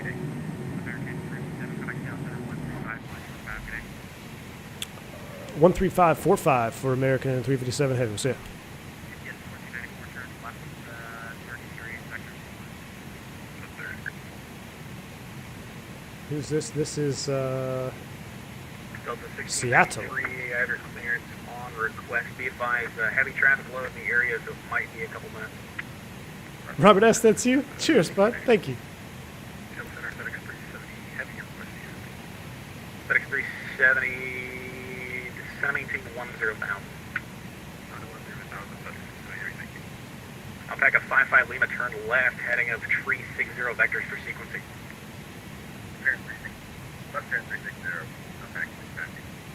American 944, contact Spokane approach. There's a 133.35 FedEx, today. Alpaca, and an United up there, 135. as far as I can see. Good afternoon, Seattle American 357 Heavy. We're level 330. American 357, Delta, welcome. All right, we're level at 33. Let's do a flyby. Alaska 2423, turn right, heading 1. We'll put you at 1. Correction. Cam, that'll do it too. You get a braking action change like that from fair to medium. Oh, 100% that'll change it. I'm trying to see some of our ortho down there. Alaska 678, we're level at 7,000. Alaska 678, climbing table level 290. Let's Welcome do aboard, this. Zalek. Crew direct Zalak, climbing tank 290, Alaska 678. Trying to see our ortho, but we can't really Walker see it. 1205, climbing table level 370. Clear direct. Someone was using the call sign Bourbon 1. Epic. Mike Whiskey Hotel Bueller. Hey, if anybody knows how to create a CSL, and direct to hit Mike me up in the Whiskey DMs Hotel. because I want to Northwest put a 582, CSL for the left, bourbon heading livery for 070. sure. All right, let's do a little cabin tour, shall we? Into the cabin we go. Nice galley. Super clean texturing from INI. I mean, they have some really clean texturing. Here is our updated flight information. So look, minus 51C outside, air call sign, departure, distance to destination. I love seeing these. These little details are pretty sweet. No, Cam, I'm not going to use it. I should have done it just to have everybody freak out and chat. Like, oh my God, you said with you. Delta 1505, can I step away for 2 minutes? Nope. These windows are really nicely modeled. Some airplanes, not so much, but the INI, they do a really good job with their cabin. So much so that you could even make this a view here. You got your COVID speckles on the window, but you could easily, save a view right here.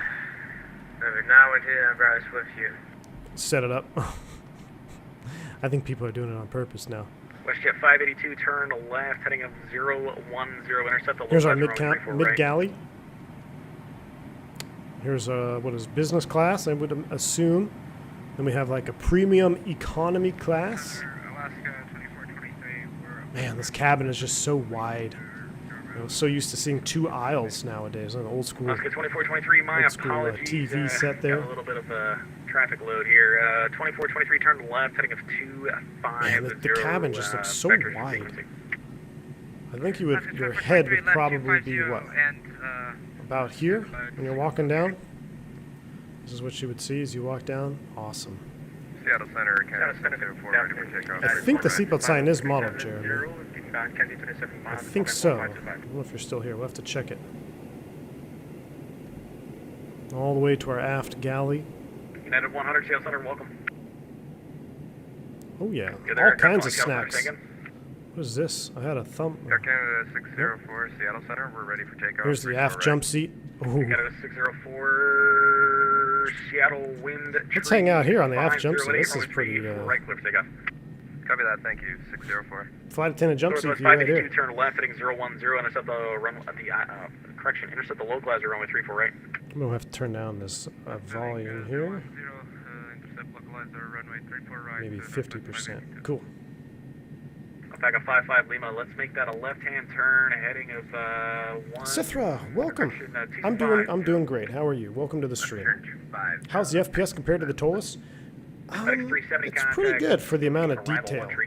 I mean, right now we're getting 26 frames, but I think that's because of all of these clouds that I have rendering in right now. But the frame rates are, I would say, a little bit heavier than Toga's, but it's still very highly optimized. It's more so better frames than the Q400. It's definitely a little bit more optimized of an airplane. But it's hard to get better than Toga's. I think the Toga's is probably one of the most optimized frame airplanes we have. Happy New Year. Happy New Year as well. Short hauler with wide body comforts, exactly.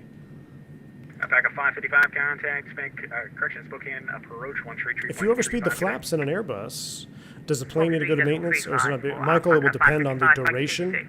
Whoa. Oh, man, I wanted to see all that ortho down there. It will depend on the duration of the overspeed and the severity of the overspeed. Seattle Center, Kodiak 108. GEG is landing 03. Beautiful. Eugene, ready to copy IFR clearance to Portland International.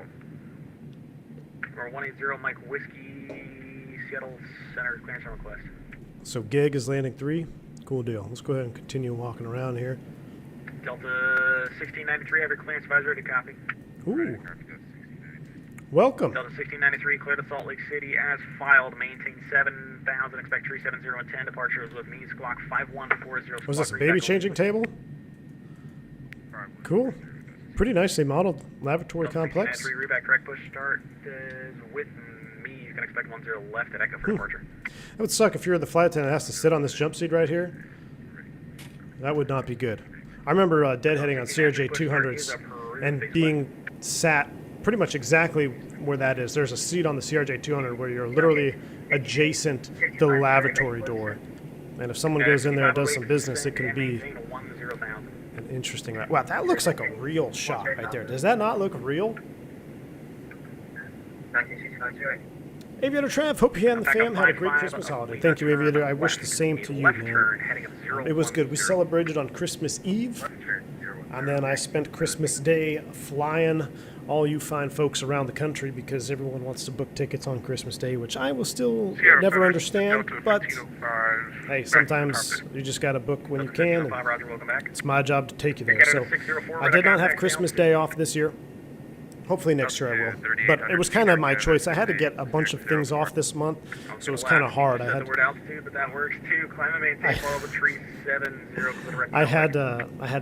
have. I had sim this month, and then I had to get a couple other days off, so it was a pretty high demanding month for as far as my bidding process went.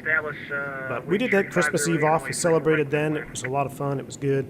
And then Christmas Day, I was off to work. All my members got to see a couple of shorts videos, which was cool.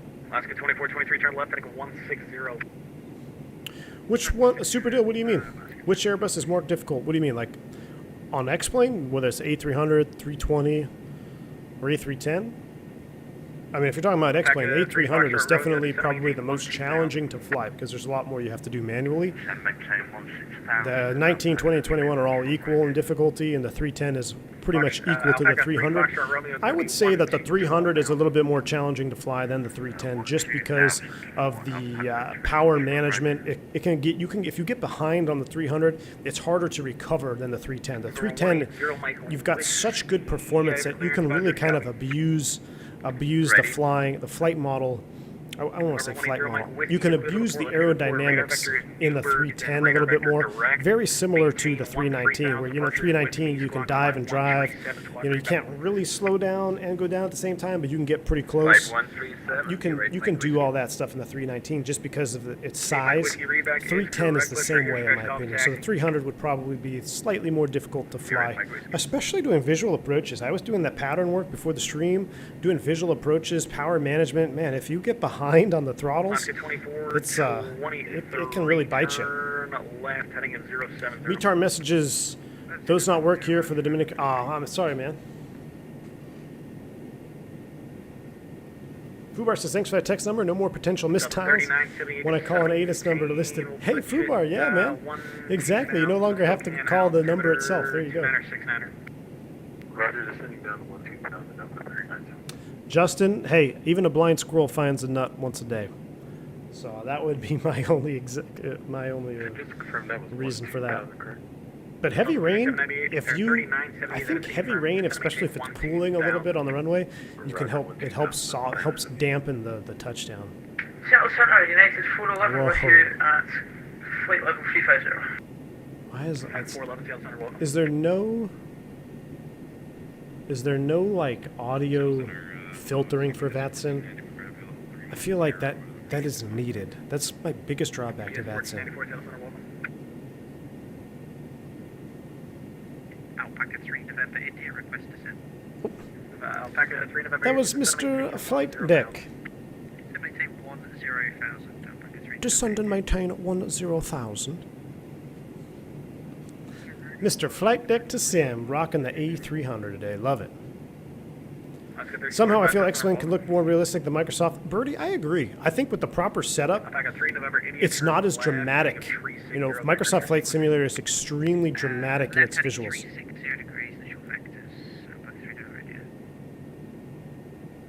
Let's go 24, Let's see here. Let's go here. Let's go new tab. Do this over here on this.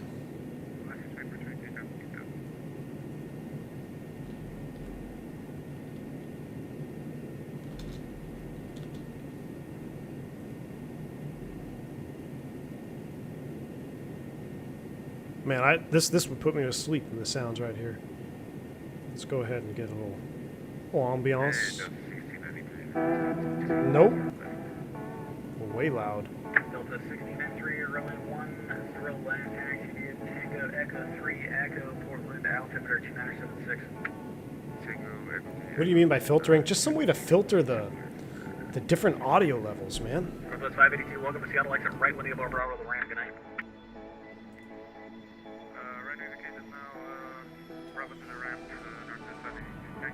Oh my gosh, look at that.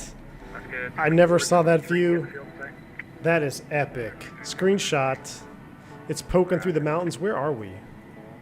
What mountain is that? Dimitri knows. I should know. That's the really tall one out here in the northwest where you don't want to hit. What is the name of that mountain, Dimitri? Wow, that is cool. See if we see it on the trailing edge. FedEx 306, yes, on board. Wow. Check close, hold the attitude. You got it, Bellini.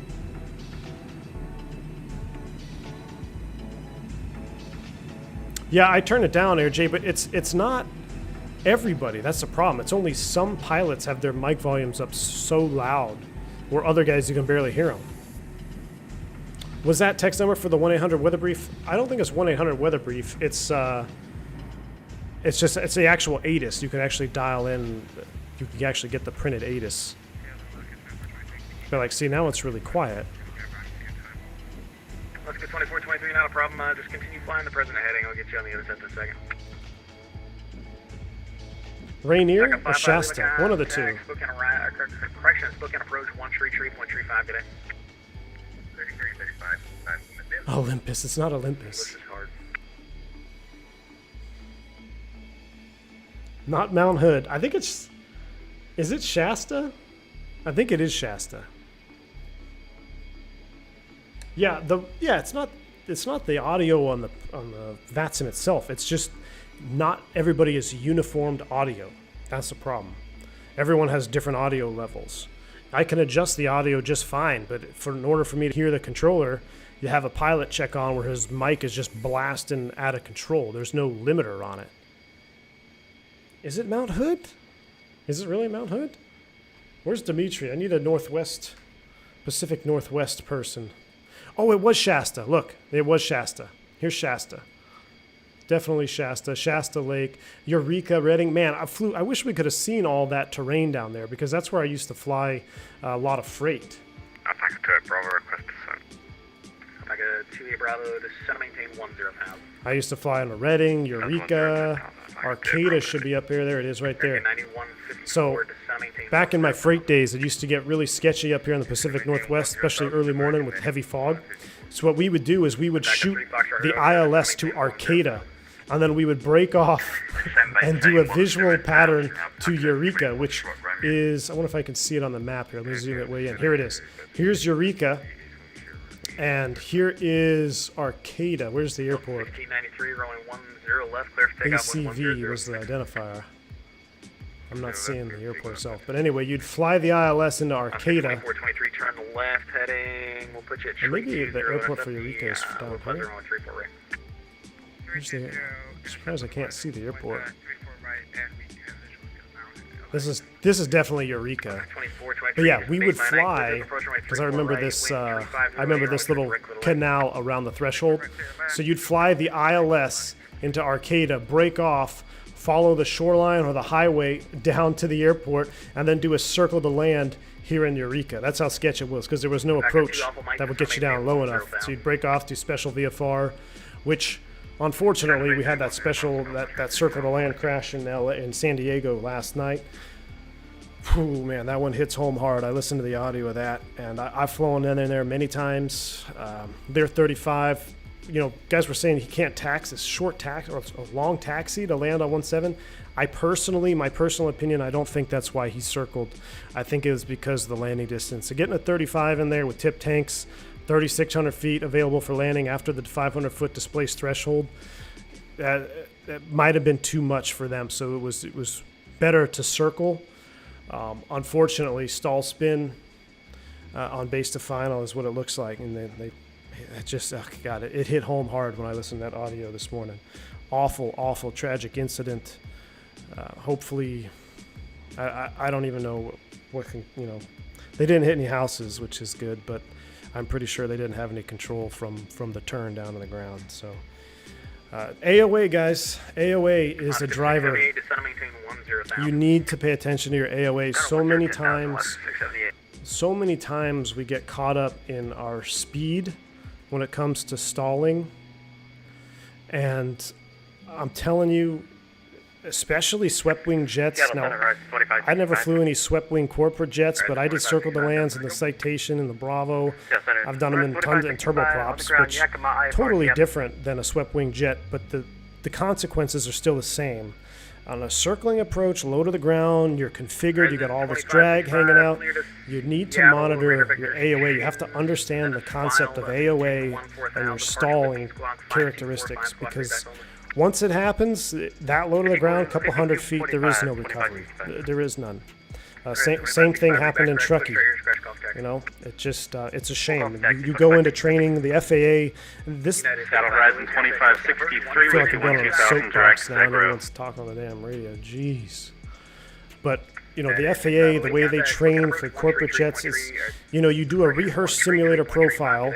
You do it in the sim, you rehearse it on a whiteboard, you do it in the sim, you check a box. You don't do any strategic, actual circle approaches, and it falls on the FAA for training. The training is not up to par with what it needs to be. So it just sucks. It sucks to see another airman go down like that. But you guys going through the ranks right now, just understand that your stall is relative to the AOA of the aircraft and relative wind. It has nothing to do with speed. So some aircraft, especially swept wing jets, I don't know if the 35 has an AOA indicator. I think it might. I never flew a Lear 35, but a lot of the airplanes now, you can even get them for light GA aircraft. You can get an angle of attack indicator. You put it on the dash, you get it calibrated. That is crucial, and I wish there was more of an emphasis on AOA versus just, you know, doing your rehearsed maneuvers, installing them with power off and power on. But anyway, that's my little soapbox. It just pissed me off when I saw that, because it reminded me of the Truckee incident. Shadow Hello, Horizon 2563. Just anytime you lose an airman like that, it's unfortunate. Could have been avoided, I think, by training, by FAA training. It needs to be improved. 220 Horizon 2563. Seattle Center, Kodiak 108, Mike Whiskey, ready for taxi.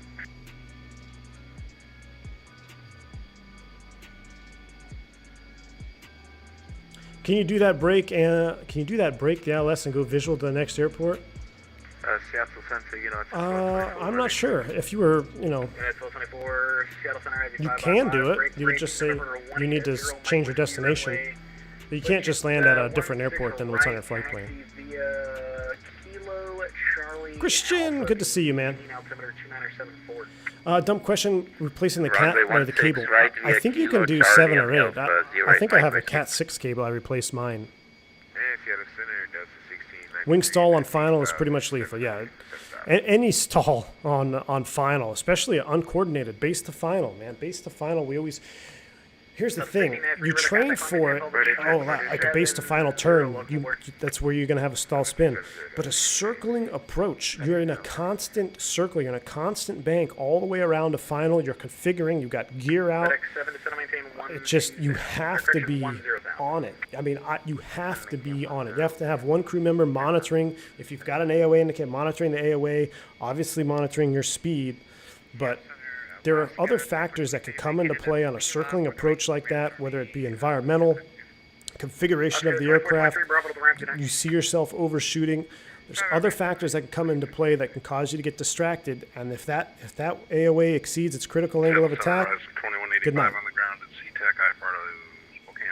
A day in the life when the CL650 is out, Christian. Yes, sir. Speaking of corporate jets, when that CL650 drops, I think we're going to do a day in the life. We'll do one of my popular routes as a corporate pilot. We'll do Scottsdale, Vegas. I don't know if we can get to Montgomery with the 650. We might do Vegas to San Diego, and then we'll do San Diego back to Phoenix. We'll do a day in the life corporate pilot marathon stream when the 650 drops. Contact Spokane approach 133.35 today. We should probably pay attention to what's going on up here, right? How are we looking? 3.35, Alpaca 3.4, Romeo, good day. American 9150, or correction, American 9154, contact Spokane arrival 133.35 today. They're landing 3. Let's load up ILS 3, GEG, insert that. Thank you, 5x5, sorry I did already issue, but it's here, United 1224, we're in Airbus A320 on the ground in Seattle, look to get I-4. Golly, the radios are insane.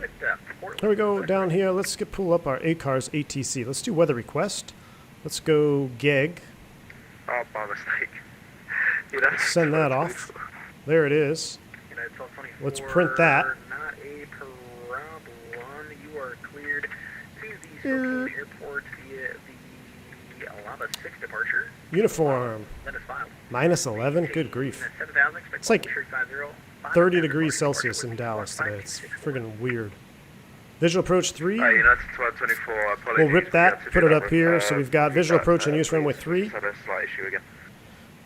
Broken 7,000, 29er, 69er. So what I'll do here is I'm going to set this to 2. Oh, can't do it. Oh well, I was going to set 29er, 69er. I'm going to set it here just so we remember. Thank you very much. Cleared as far as the lowest 6. In the real Airbus, in the new Airbus, in the modern 320, I set it and then pull back to standard, but we can't do that here.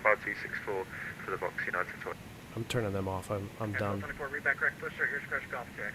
Thank you very much. I must go. Please let us know if we're going to have another New Year's Eve, a New Year's Eve live event like last year, Paolo. It doesn't look good for the schedule. It doesn't look good like it will happen, unfortunately.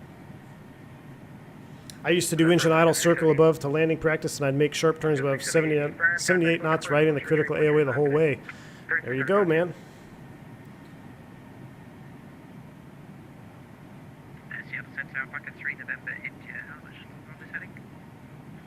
He's still on a heading. Rip. You're going to be turning right, heading 0 at tree as 0, and you can expect vectors until your final approach course. That's coming as that heading now 030 degrees. Affirmative. Right, 030, okay, 3 November, yeah. I can't see him on the map. He must be up there a little bit further. You think that's weird? We haven't gotten any snow this season? I know. Yes, that is weird. 3355, good day. Alright, so we've got that. Let's go back here. It's in the miscellaneous. We don't receive messages. Look at this. Someone else sent me a message. What's this? United 1224, ready pushing stuff. I guess I can't read it. A310 for the win, baby. I think that was flight deck to sim actually, 3 November. That's funny. Seattle Center, Kodiak 108, Mike Whiskey, ready for departure, runway 16 right. Kodiak 8, Mike Whiskey, Eugene Win. Can I change? Where's the where is the next? I don't know why I can't make it larger though. 8 Mike Whiskey. ACARS main. ACARS messages. I can pull up the last ATIS. Oh well. Let's go back to our radios. 565. Did you have a specific departure runway you wanted? Wind is calm currently, so it's basically your choice. Exclamation point sky for the clouds makes. Sam says, I think it's worth noting that when we practice circling approaches in primary training with foggles, it's missing the added stress and factors you'd experience if you were just below the clouds. Sam, that is 100% true. That's kind of what I'm getting at, is a lot of times we'll do, a circling approach in ideal conditions, and we don't take into account outside factors, such as, in the case of the incident just the other night, ATC had him fly over the runway. So instead of traditionally breaking off the approach when you see the runway and making your traffic pattern, he actually had him fly over the field and then begin his circle, which is going to make it a little bit more stressful as far as your turn getting back, especially with the terrain over there at Gillespie. And just like Sam said too, is the clouds. When you're essentially scud running VFR, you can do it VFR if you cancel your FR flight plan, which they did. But now, here comes Flight Deck to Sim. Hey, we're getting some American in Flight Deck to Sim. I love it. But yeah, he actually, that pilot, when you look at the radar track, it looks like he climbed a little bit because he realized how low he was, and then he had to descend back down because the clouds were very low, and I believe they were lower than the actual published circling minimums if you were IFR. And you can't circle at night according to the approach chart, but that's if you're IFR. He was VFR, home field of that aircraft. Just the whole thing it makes me sick to my stomach. But yeah, there's definitely added stress in real life when you have ATC talking to you, real weather conditions, and you have complacency because you're going into your home airport. All that can add up. V1 in the Airbus in real life is spoilers. If spoilers either don't deploy, only deploy on one side for some reason, would you immediately use max manual braking? If they don't deploy or only deploy on one side, that would be very, very, very unlikely. And I'm not even sure. I mean, you would notice because the monitoring pilot, that's what's called, is spoilers, noting the spoilers. But I don't know if you probably would want to go into max manual braking. If you had no deployment of the spoilers, then absolutely full reverse thrust, manual braking to slow down, because the spoilers, they're going to kill your lift. I don't know the percent of how much they actually slow you down. I know they're lift killers, which is critical to getting the weight on the wheels for the brakes to be more effective. If you don't have your weight on the wheels, your brakes are less effective than if they're fully loaded. So that's why the spoilers come up on touchdown, so you kill the lift of the wings, and then you have all that weight on the wheels, allowing the brakes to be more efficient. I'm not exactly sure how much, as far as aerodynamically they slow you down, but yeah, I'm sure that's why it's called spoilers. But anything abnormal on touchdown, you're going to go into your maximum braking procedure.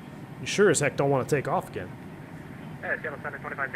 Or does Orbix Ortho have an FPS hit? A little bit, Gavin, a little bit. But the biggest FPS hit is these clouds right now that I'm running. I mean, it's overcast the entire way. So I'm rocking 30 FPS over Orbix HD, but these clouds are a little bit heavier on the frame. I mean, I guess any overcast condition is going to be heavier on the frames. Back 2 Alpha Mike, contact Spokane approach 133.35, good day. Yeah, all the snow is in California, man. I saw it just the other day. A lot of snow up there.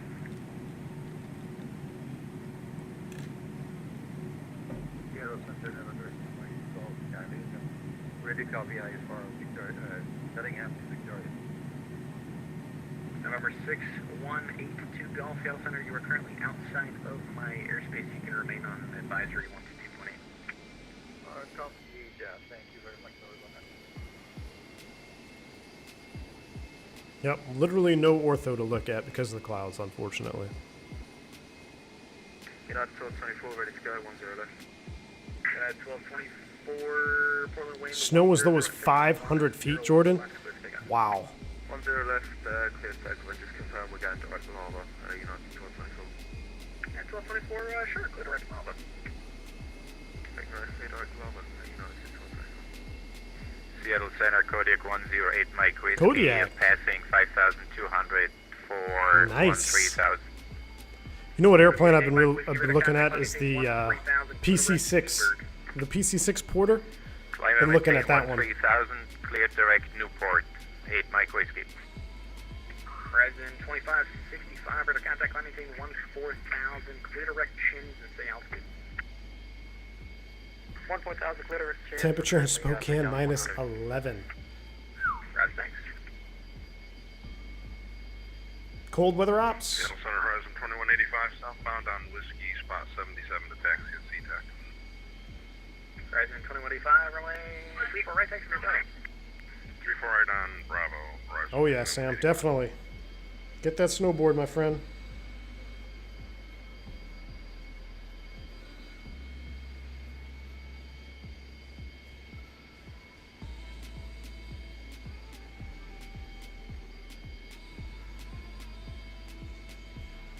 Oscar 128, reducing out of Mach point 72.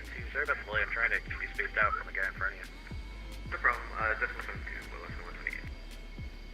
How are we looking? We're looking good here.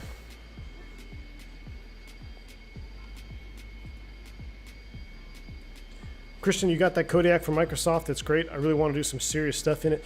Yeah, Christian, man, I've been looking at it really closely. Really closely. It looks good. It does.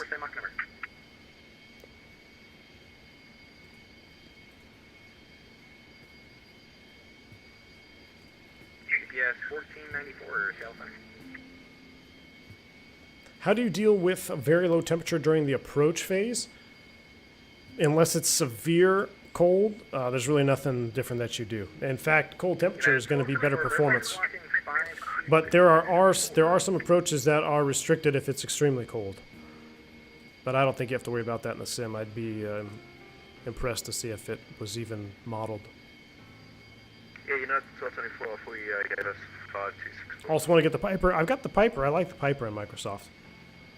I'm using Orbix. Oh, Fork Boy, Sam. Fork Boy. Clear direct Hap, United Jaden going skiing in Flagstaff. Man, the amount of times I went skiing up there on Snowball.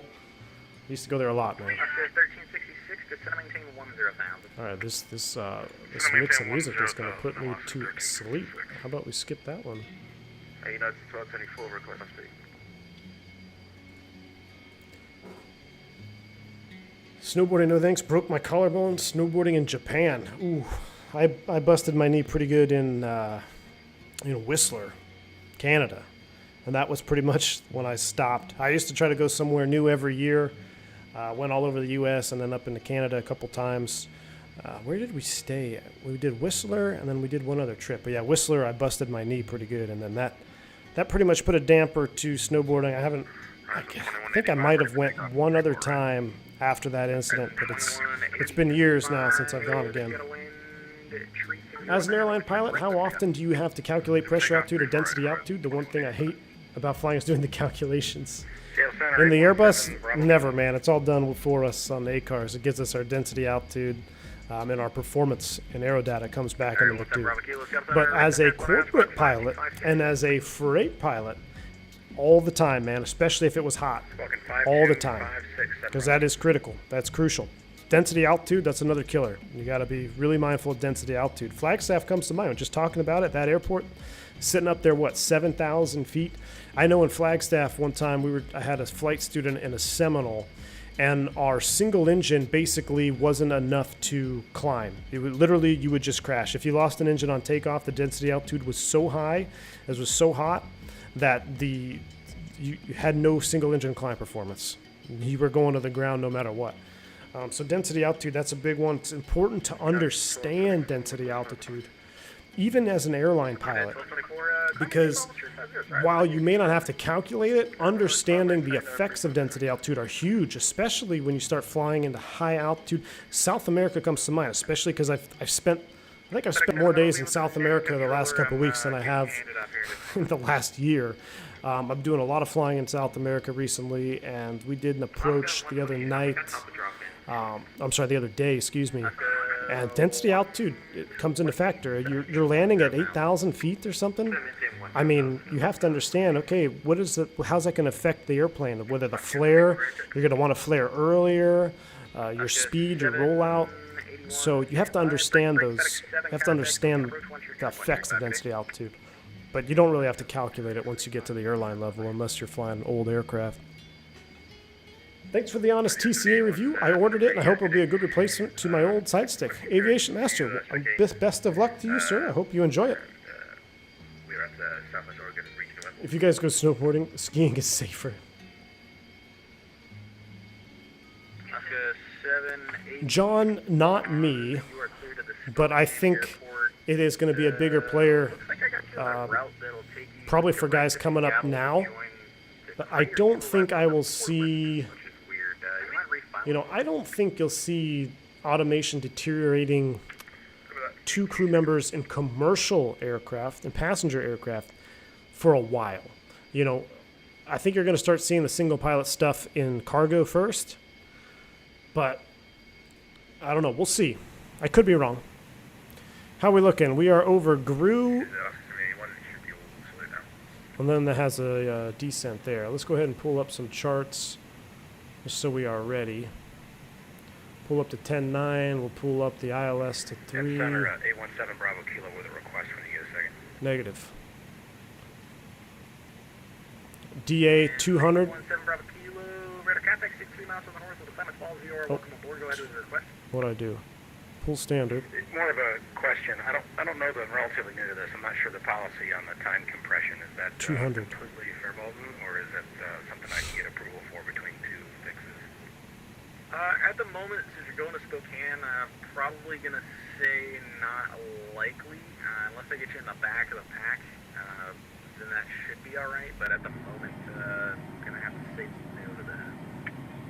Fourth Boy is no longer supported? Gotcha. Yeah, I did not know that. Step away for about 10 minutes, if that's all good with you. How fast that PC-12 flies, and I know by first hand. Wow. I can't pedal any faster. Shots fired. FedEx 7 contact, Spokane approach 133.35 today. Skiing, broken leg, snowboard is a broken upper body. 133.35. Not in my case. Thank you very much. Good day. Skywest 6902. At least you can stop if you're skiing. You have more control when you fall. Yeah. I hit a I hit a covered log in snow. We were doing some backcountry snowboarding, and there was a log that I didn't see, and I hit directly on the trunk, and my knees shifted forward. So you know how your knee bends in that one direction, like out and back? Mine bent sideways and did some damage. Did you ever get a chance to do GA flying? I haven't recently, Brandon. I have not. I live really close to an airport though, where I see a lot of GA flying. Maybe somebody will invite me someday. Flight Dick to Sim buttered it. Ooh. Sam, yeah, that's the problem with one person on the flight deck as well. Pressure's on. Oh man, 122. He got a 122? Oh, man, I don't think I can compete with that. Was he in the touchdown zone? Or did he float it out? My landings before the stream, when I was testing it, I don't think I saw anything below a 200. I will try. Can you beat that? If it's worse, to go around. Hey, if it's worse, we'll do a go around. How about that? We'll make a deal. Instead of doing a single land, okay, we could vote. Do you want to do I don't really want to do a single land. That seems like a lot of work. If it's less, or if it's not as good as a 122, we'll do a bulk landing go around. How's that? And then we'll mess up everybody on approach. Thanks for the response. I just passed my written today. Congratulations. I was wondering, because my airport is 680 feet and we have high temps only in July, August, even then it's not too bad. Yeah, low level, 680 feet, less than 1,000 feet, you really don't have much to worry about. But you have to understand that when you start going into higher altitude airports. So, good job in passing it, man. Congratulations. Since you fly into South America, I was wondering if you could say airline pilots take any special precautions flying through The ITCZ. Are you talking about like the airspace? The 8? What the 8 is? I'd have to look at my chart. Any special precautions for the ITCZ? I would say no because I'm having a hard time knowing what the ITCZ. I know we have the 8 is. Are you talking about flying into the like different fur boundaries?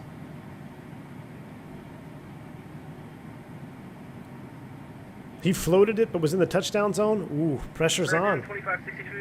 He did his Boeing flight deck to sim, check, close, hold, and floated it in. All right, we'll have to try that. We'll do our best impression. I don't know if we can get a 122, though. I have no faith in that. If we get a sub 122, it will 100% be luck, because my practice approaches were, like I said, all 200 plus.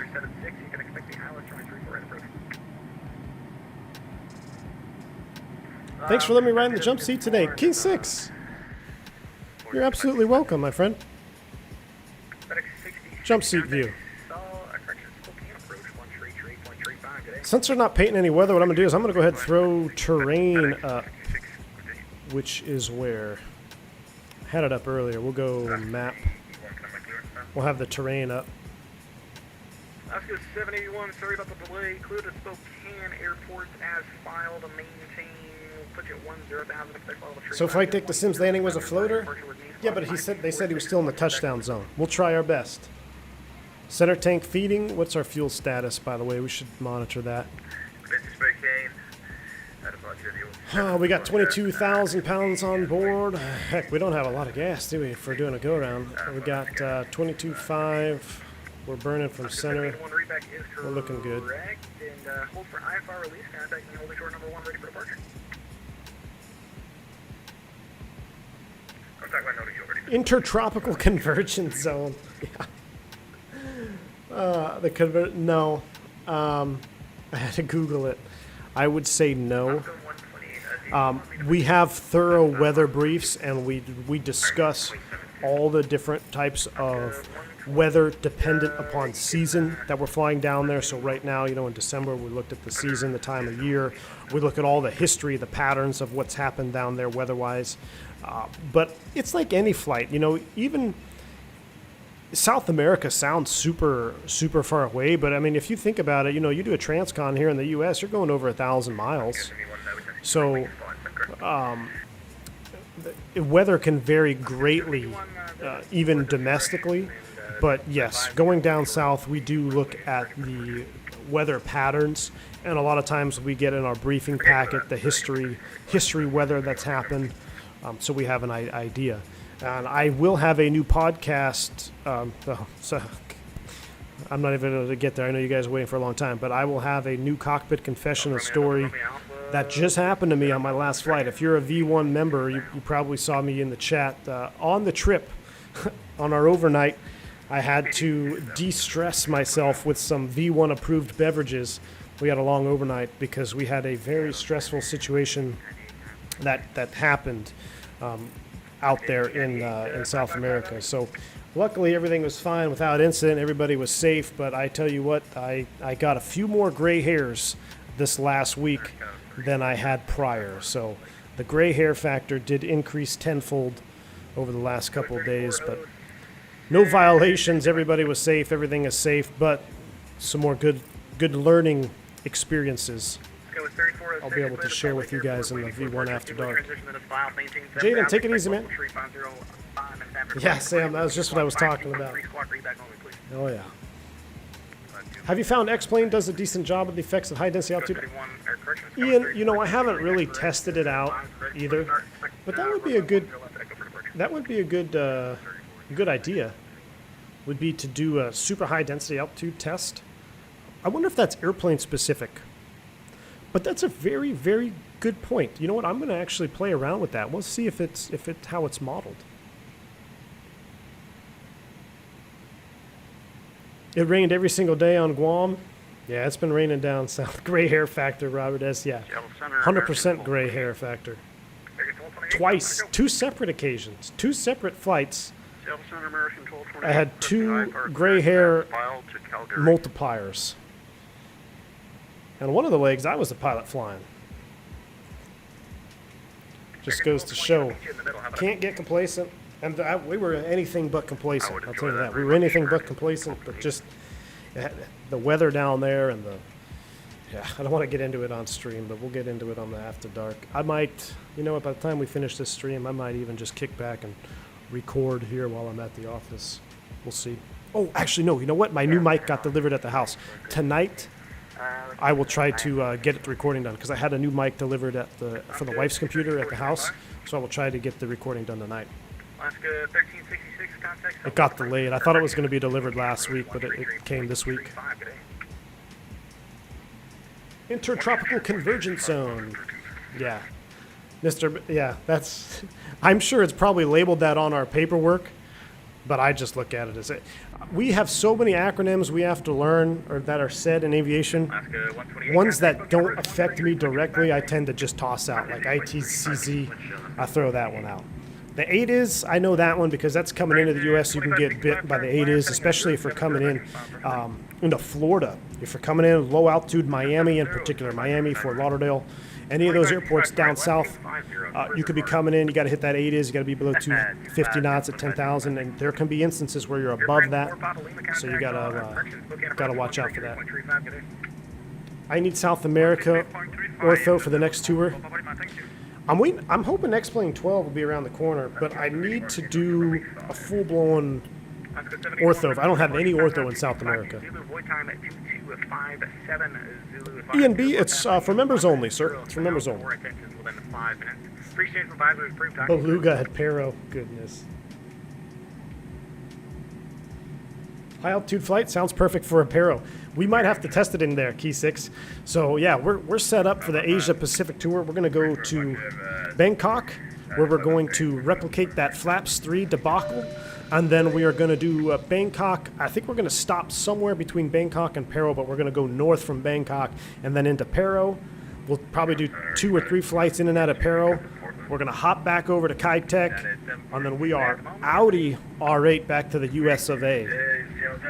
Justin Wary, welcome to Commercial Pilot, sir! Exclamation point, welcome. If you're joining now because you want to hear where the After Dark podcasts are, they're on the community. If you go to the if you go to the playlist tab and just look for the V1 After Dark playlist, it has all my members only content. I think I even have some Embraer 170 flying scenes in there, video in there. But that's where I'll put all my members only videos. And if you're a Discord user, if you sync your YouTube to your Discord, you can also gain access to the V1 After Dark channel inside the public V1 Discord, where, again, if you have questions for me, that's the easiest place to ping me at other than the main Discord. I try to be active in the main Discord too, but the V1 After Dark, I have a little extra notification so I can reply sooner sometimes, unless I just do a traditional look at a message and reply in my head but not actually reply. But, yeah, man, thank you for joining the channel. Appreciate that. 100, descend maintain 10,000. Break. Walker 1205. Speaking of GA, I sent you a message in Discord. Swarm, I will check it out, man. Sam, so I thought about this.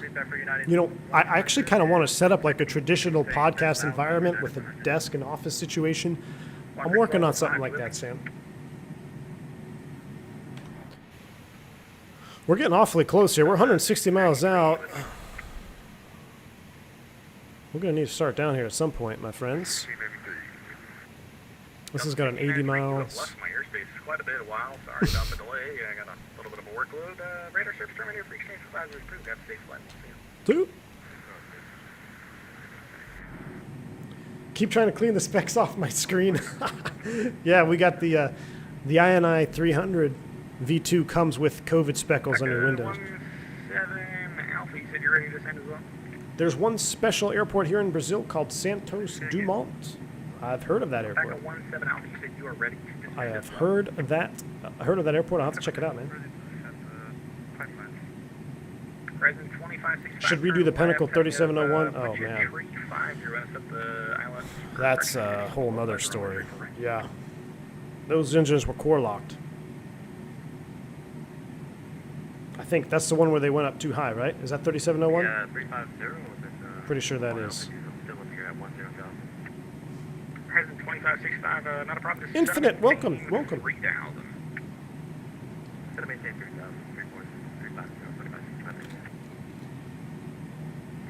Back 17 Alpha, descend maintain 10. Benny, good afternoon, sir.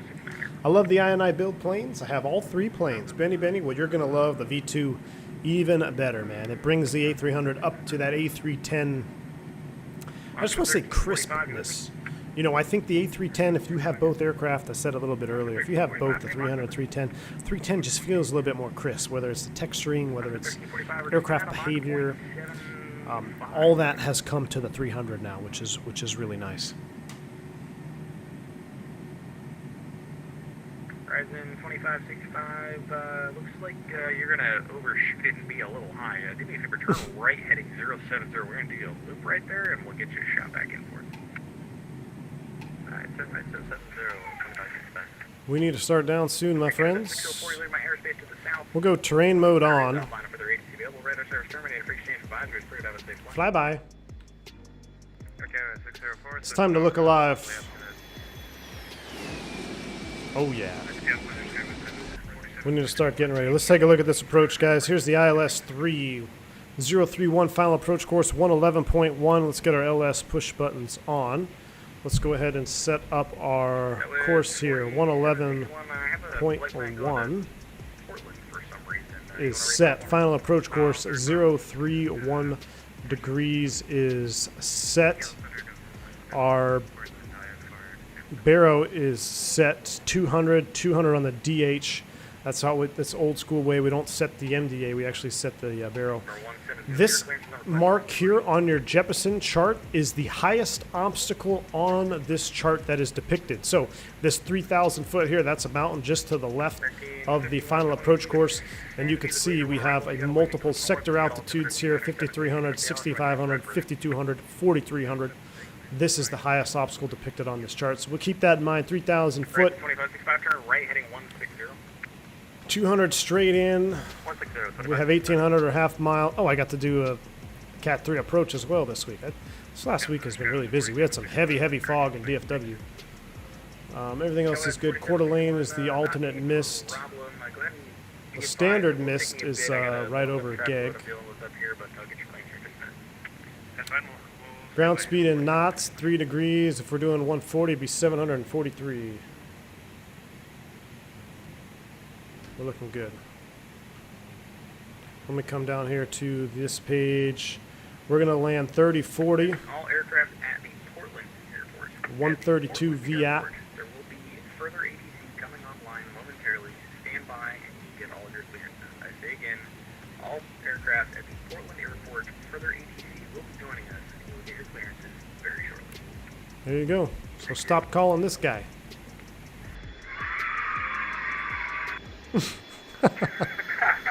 Nice. As much as I love soundboards, that fit very perfectly, so I appreciate whoever did that. That made my day. That was awesome. That was good. Captain, do you set up the secondary for escape routes over high terrain in case of a decompression?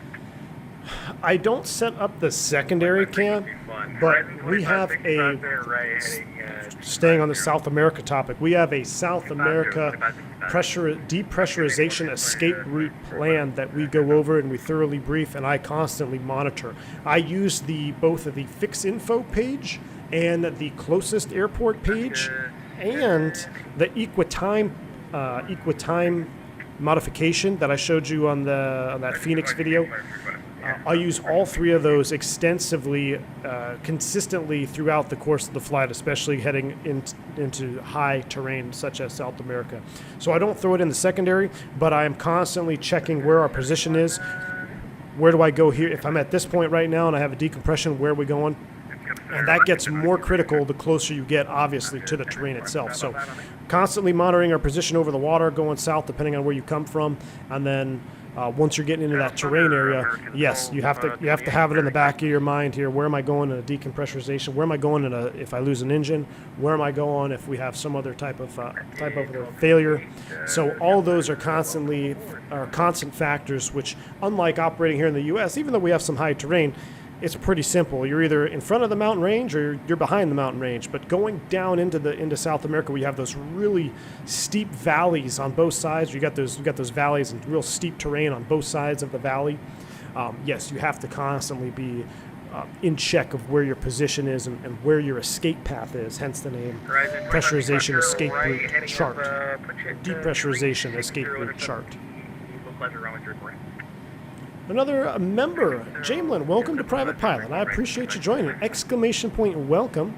For more detailed information on what I basically just described earlier, but exclamation point welcome in chat for information on your new perks. I appreciate you joining the channel. Welcome aboard. Benny, when ATCs you are cleared for the visual. It's the same as coming on the ILS.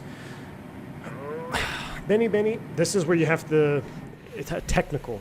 So when you're cleared for the visual, that means that air traffic control doesn't have to protect the ILS system for you. So if you have an instance like Philly, where you can have aircraft taxi in front of the localizer antenna behind the runway, it could affect the signal. So they don't have to protect the ILS, but if you have your ILS backed up, like that's what you're going to have as a backup, then yeah, you can arm the approach button. You're cleared for the approach. You can descend whatever you want. You are cleared for the approach, but the ILS is not guaranteed, I should say. But many times we'll have the ILS backed up. You clear for the visual. I arm the approach. That's when you arm your approach push button if we're speaking about the narrow body Airbus. Man, we are right in this barber pole here. Can I change my profile descent mode? Tact mode. Golf Romeo, Delta Romeo, Alpha contact Portland approach 124.35, good day. Oh, I never put in my descent winds. Oh well, we got a headwind. Shouldn't be much of an issue. Is there an announcement going on? Horizon 2563, contact Portland approach 124.35, good day. 12435, Horizon 2563, so on. Attention, all aircraft on the ground at Portland. Monitor tower, or correction, contact Portland tower 123.77 when he comes online. Should be about 2 minutes. Thank you, Lenny. Alfie, I would love to be in that King Air myself. Seattle Center, citation 661. Have I been SFO in real life? Many times, Robert. Many times. Or 6671 Bravo, Seattle Center, welcome to Port 169. Jameson, thanks. Been following for a while. Been normally too busy to catch streams. Enjoying the banter with Flight Deck to Sim. Hey, well, cheers, man. I appreciate that. I assume you're a Flight Deck to Sim follower as well. I appreciate you guys branching out and joining the V1 channel too. It's very thankful to have you here. Flight Deck to Sim, obvious legend in the flight sim community. He's a real world 7.3 captain, and I'm a real world Airbus captain. So it's kind of interesting. Somebody brought this point up, as I'm an American flying a European aircraft, and he's a European flying an American aircraft, and we both love our airplane. So it's just kind of ironic how that works out. But he is a legend in the flight sim community. I'm more than happy to have any fellow Flight Deck to Sim fans over on this channel as well. Welcome. Is that for American 357? Down to 10,000, American 357. 10,000 foot set. If I hit profile again, profile descent is commencing. Let's go ahead. Seatbelt sign on.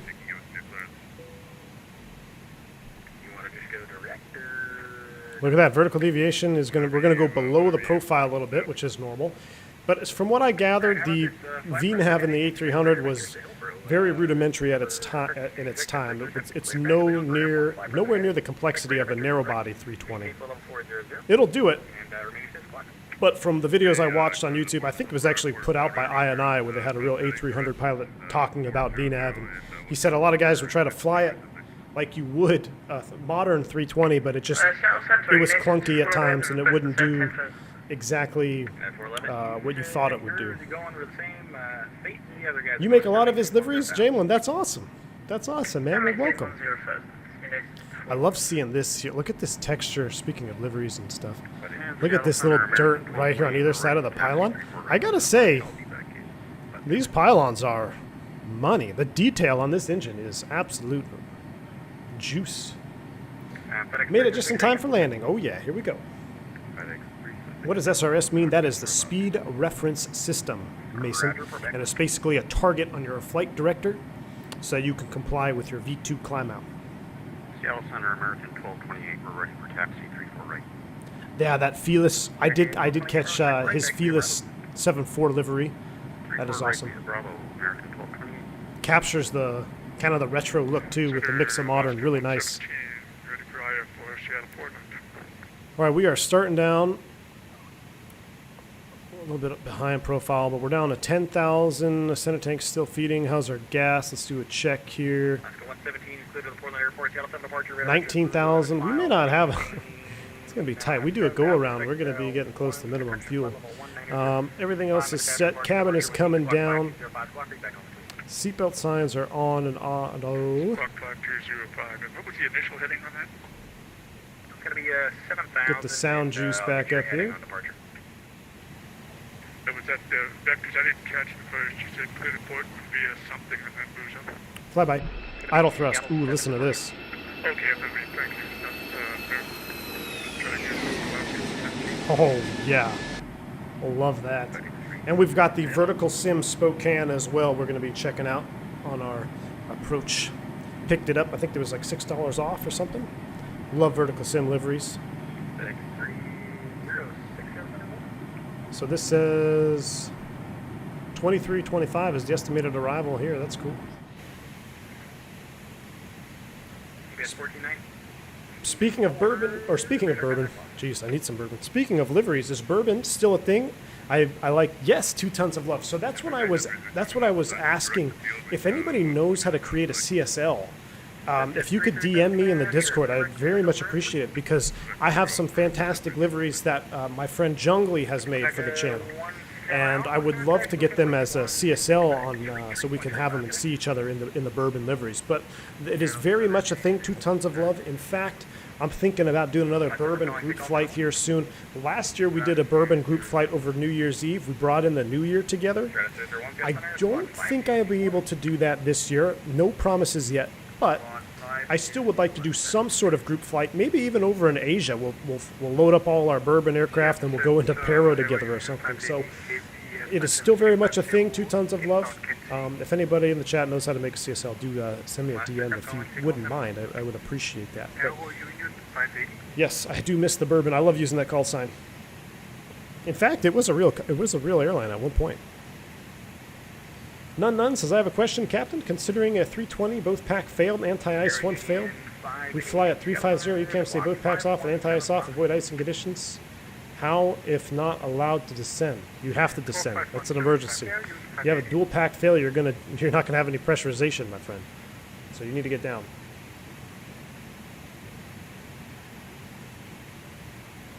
You have to get down. And you have to find better weather. Oh, you also made the CSLs, Jamlin? Or oh, am I saying that? Jamlin? Hope I'm saying that right. Well, he's the man then. Hey, that would be awesome if we could work that out.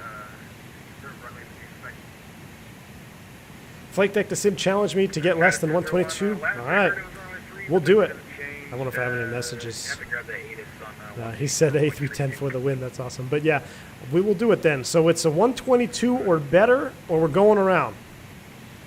122 or better, and we're going around, folks. We're on descent here, but this has me going over the VOR, so we're going to be a little bit high. So what I'm going to do is I'm going to level change.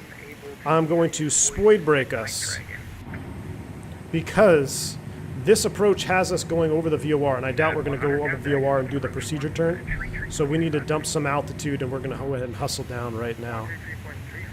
And I'm going to dial this. We don't need to be on the barber pole. Let's go ahead and bring it back to 325. Let's pick up our current ATIS. On the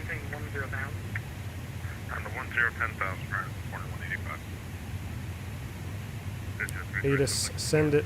There it is. Print it off for me, please. Victor, 10 miles, scattered, 2967. Go ahead and rip that off as soon as it's done printing. 2967, we'll put that in the standby here. 2967 is set. And we're getting close, so let's go ahead and set 2967 here as well. 1-2, and it's synced to link up with mine. And we are ripping it on the way down here. We're going to be entering some icing conditions, so we'll get our engine anti-ice 1 and 2 on, fault light accuracy. Love to see that. American 1228, you got me mixed up. Thank you, I appreciate that. That would be awesome, man. Thank you, Jamie. That would be epic. I would really appreciate that. Thank you. Because yeah, we have some pretty good bourbon liveries I'd love to share on the CSL. All right, we're 16.5. We're descending at 4,000 feet a minute. Goodness, this airplane can come down. And I don't even have full spoil brake. I only have half. Let's see. The yoke cam is still available. How's that? I thought I hit. Yeah, we're looking good there. Might have to adjust that camera position a little bit. We'll have that ready for landing. Perfect. American 357, you with me? That American 357, we're 14.4, descending 10, 10,000. American 357, contact, still kind of approach 133.35 today. 133.35, American 357, heavy, see it. Approach good evening, American 357, heavy, 13-1, descending 10, 10,000, information, Victor. American 357, Spokane approach, you can expect visual approach runway 3.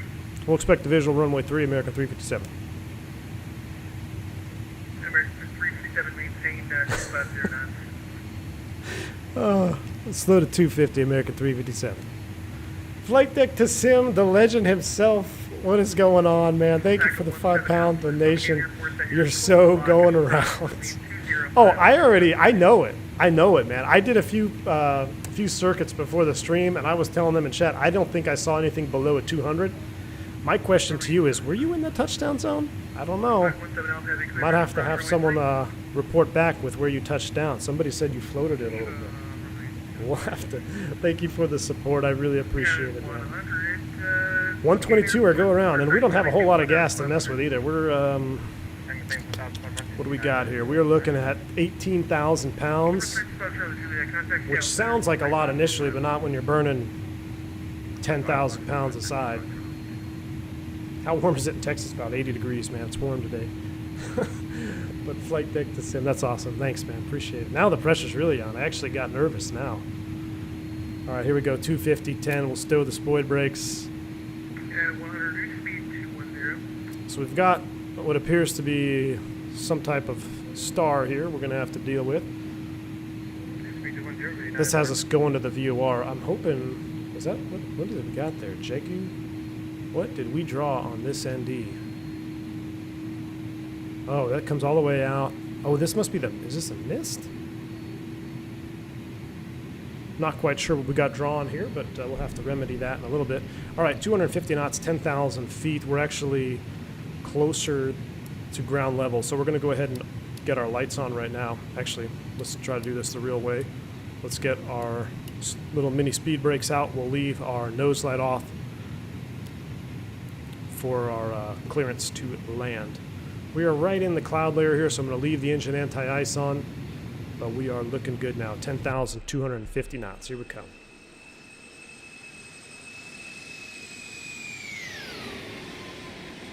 Unit 100, Spokane Airport, 12 1 o'clock, approximately 2 miles towards the site. Oh, is that the arrival? I don't think I didn't load the arrival. I didn't load the arrival. This is just, this has me going to KGEG and then back outbound. That's what it is. As soon as he clears us for the vis, we'll go P-pause direct. We'll go P-pause direct to Carrot.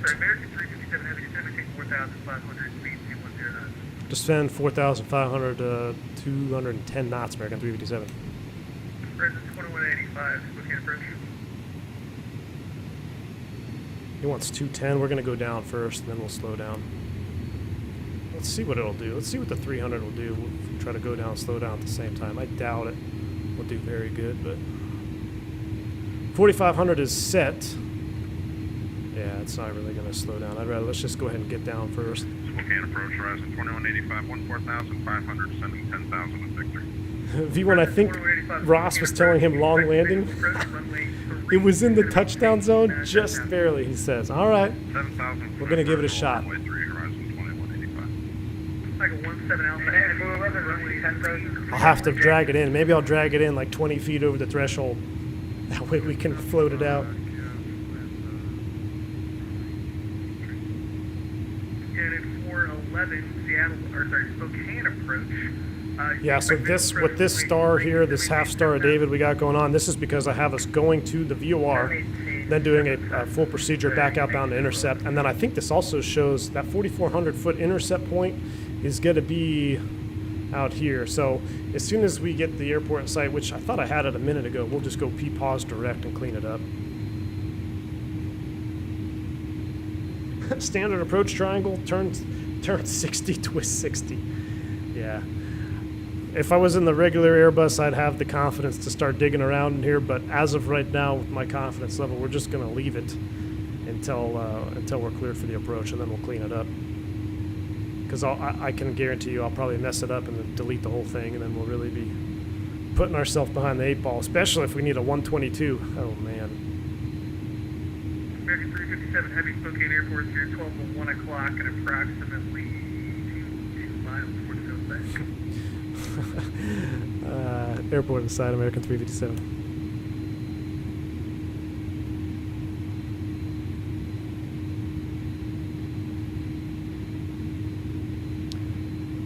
Airport inside for American 357 Heavy. American 357 Heavy, clear visual approach runway 3. Clear visual runway 3 to Spokane, American 357. All right, we're direct. P-pause, direct carrot. That clears it out. We're cleared approach, so let's put that on. We no longer need the engine anti-ice. We'll kill that. And we need to slow it up. 100, runway 3, clear to land, number 2. Carrot is at 3,900 feet. We'll go ahead and set 3,900 here. I'm going to go take off approach. And I don't think I have to put this in there, but activate final approach phase. Here it comes. Let's throw the spoid brake. Flaps coming in, 15-0. I got 2 coming in real quick, and then I might be able to, I'll get you as soon as I can. We got our LS push buttons on, and let's go ahead and go land. Glide slope blue, lope blue, cat 2. Checked. We'll go, since we got to focus on our touchdown, we're going to go auto brake slow because we have to do all of our attention on trying to get this thing to be a nice smooth landing here. Let's keep working that. We're cleared visual. Let's come back to 180. Actually, yeah, let's do 180 below S speed there. We're below the slope, so I'm fine staying at 4,500 right now. If I butter Flight Deck, the sim has to become a member. Ooh, that's a... Ooh, that would be interesting. I wouldn't want to put that kind of pressure on anybody. There we go, 15-15, flaps are coming out, 180 on the speed. Let's go level change, 3,900, so we get down on it. Because I see that slope coming in, I think we're still out on the loc. I don't think we'll capture it in time. So we're 180, what's our VAP? 132 plus 5, we'll call it 137. Okay, Mr. Airbus, now we're really going... This is not, I don't like this level change here, this low to the ground, but 2,000 foot a minute, we're field elevation 2,600, so we're pretty much under our 60-second to live rule already. Dial it back 160, gear down, spoid brake arm. 357 heavy, runway 3, clear to land, number 2. Runway 3, clear to land, American 357 heavy. Takeoff light is on.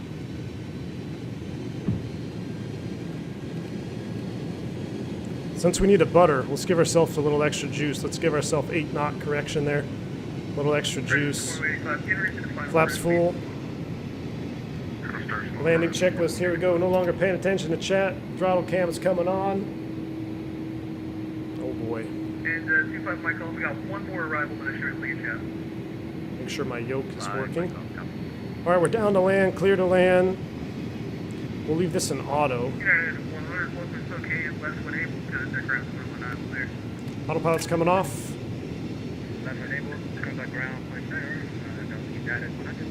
And I think we have to disengage the auto thrust, right? So let's go ahead and go auto thrust off. Whoa, whoa, whoa, it was way too high there. All right, glide slope low, Cat 1. We're on speed. Unit 411 heavy, you're assigned to 3, or sorry, Unit 411, you're assigned Here's to the 7 problem. passengers. Is it 122 for the butter landing rate or for any landing rate? Because I got Oh, sorry. 3 of them that are going to go off. On the thing. Do you want me to ascend to 7,000 or do you want me to take it? Unit 411 for MBA, climb maintain 4,500. Climb maintain 4,500. A little bit low, correcting. Stable, clear to land. Yeah, auto thrust is off. I learned that lesson in Shanghai. I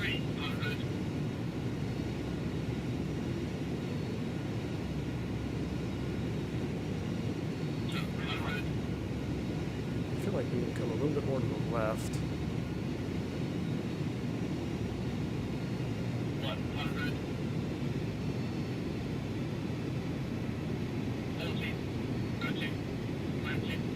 Oh, jeez.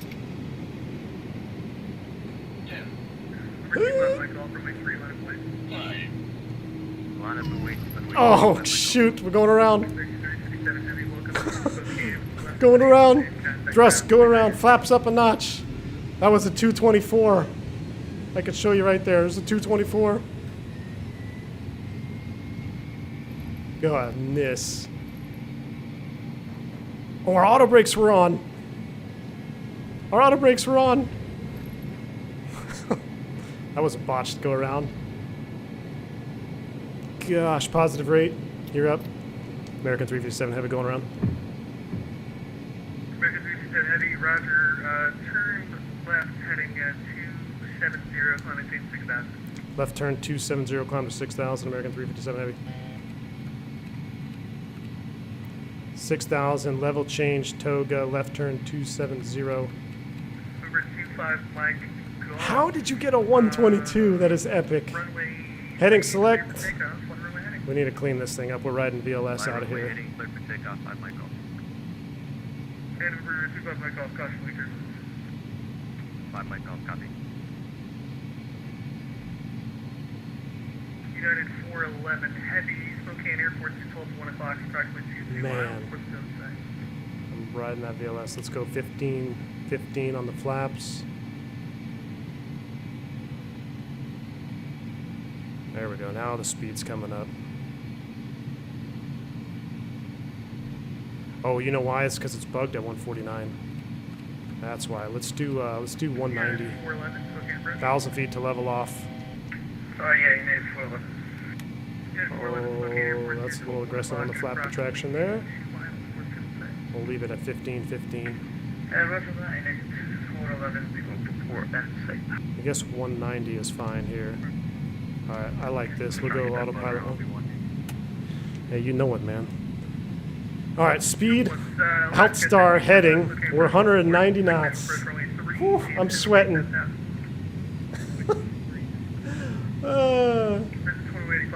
He got a 122. That is stellar.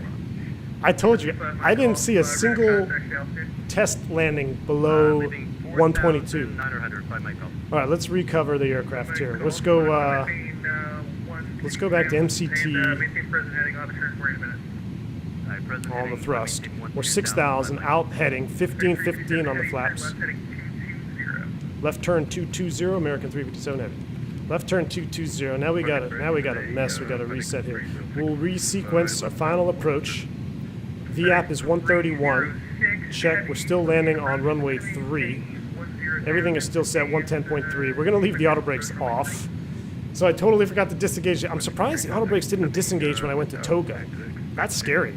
In the modern bus, they will indeed. Let's go ahead and disarm the speed brake. Speed brake disarmed. We're level 6,000. Whew. Leaving 7, clear direct Wazoo, 5 Michael.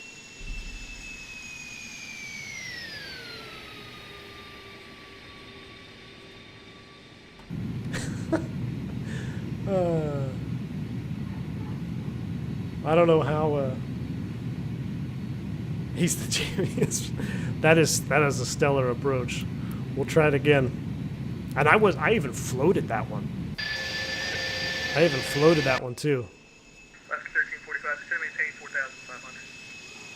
That was a blue speed brake arm light.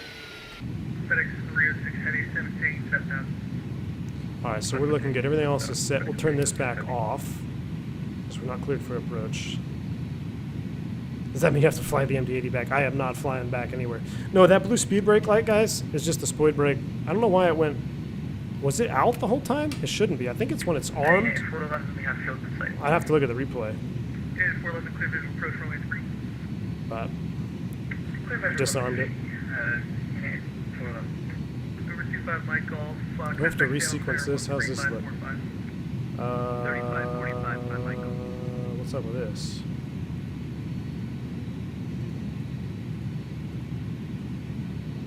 I'm curious. Now, oh, you know what? I remember doing this and having this issue. Let's do this. Let's do, this is a workaround here. KGEG to KGEG, return. Activate secondary. Here we go. Star ILS3. Insert. There we go. Takeoff approach mode. Activate final. There we go. So now we got our JEGDU reset. How's our fuel? I don't think we're gonna be able to go around again, guys. That was how much fuel did that take? We're at 15,000. 15,000. We're doing 12. 120 on the heading. American 357. 120. Here we come. Oh, that's. Guys, you didn't tell me. That's exactly why I didn't make it. I didn't do my flight deck to sim impression. We needed to do the check, close, hold the attitude. Okay, that's why. There we go. That is why we didn't butter it. We're going to do it this time. American 357 Heavy, it's going to maintain 4,500. Send a 4,500 American 357 Heavy. Down we go. Auto thrust out. Yeah, 411, runway 3, clear land. Little spoid brake action here. Look at that. That's really cool looking. Alaska 1345. Begin reducing final approach speed. Sounds are so good. Set your 12 o'clock at approximately 1 to 8 miles per set. Alright, here we go. Check, close, hold the attitude. We're going to get it this time. I will float this whole dang runway. Visual approach runway 3. I got traffic about your 11 o'clock and 9 miles. Going to be... I would fake a power fail and kill the stream right about now. Alright, let's try it. If we don't get... Turn left heading 050, Spokane Airport's going to be about your 11 o'clock and 13 miles from field side. 050 on the heading airport side, American 357 Heavy. American 357 Heavy, clear visual approach runway 3, number 2. Third visual 3, number 2, American 357. Alright, we're clear visual. Glide slope blue, low blue. Whoa, spoid brake stow. Let's actually do 180 is fine. Next notch of flaps in. Wow, what kind of vector is this, brother? This is like, you're way off on this vector. Yeah, 411, runway 3, clear land. Oh, okay, we're gonna have to hand fly this one in because this vector was a little bit not good. Here we go, let's do it this way. Autopilot off. American 357 Heavy, runway 3, clear to land number 2. Runway 3, clear to land number 2, American 357 Heavy. We'll do 135. We're clear to land, we're number 2, that's coming back. Let's do flight path vector on. Let's go auto thrust disconnect. We're going to hand fly this one all the way in here. We got to get down. This vector was a little bit high. Let's go gear down. We're going to be inside a JEGDU. We got to try to salvage this one here. And gear down. Oh, because it went to neutral. Dang it. Too low gear coming up. What an awesome stream. Thanks, man. It's not an awesome landing, but I got it. Check, close, hold. That's what we got to do. Man, this is...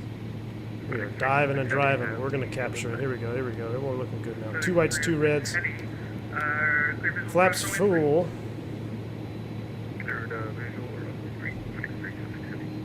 Yoke cam is coming back on.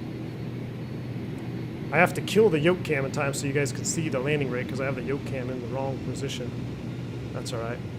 Alright, we're stable. Down, 3 green, flaps full. We're clear to land slightly below glide slope, correcting.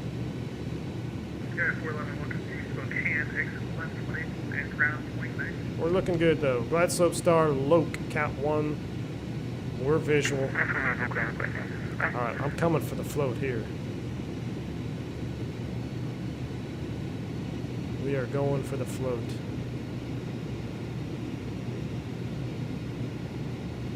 Uh-oh. Oh, a little bit of a freeze there. No pressure. Don't forget with the accent. Okay, I won't forget. You know, we're going to come in a little bit lower, too, than normal for cinematic purposes. How's that? We're VREF +5. Let's go ahead and bring it back a little bit more, a little bit fast. I'm trying to use that speed for extra butter, but really likes to float there. All right. Going below the glide slope. Correcting. Check. Bank angle check. Glide slope check. Alright, here we go. We're coming for the butter now. 7 Bravo, Kilo, Spokane approaching. Expect visual approach for runway 3. Enemy obtain 7,000. Check. Close. Hold the attitude. Hold the attitude. Bravo, Bravo, Kilo, you're cutting it out really hard. Oh, enemy taking 7,000. You can take this back. Here we go. We did it. It was the accent. It was the accent. We got it. A 103 on the butter.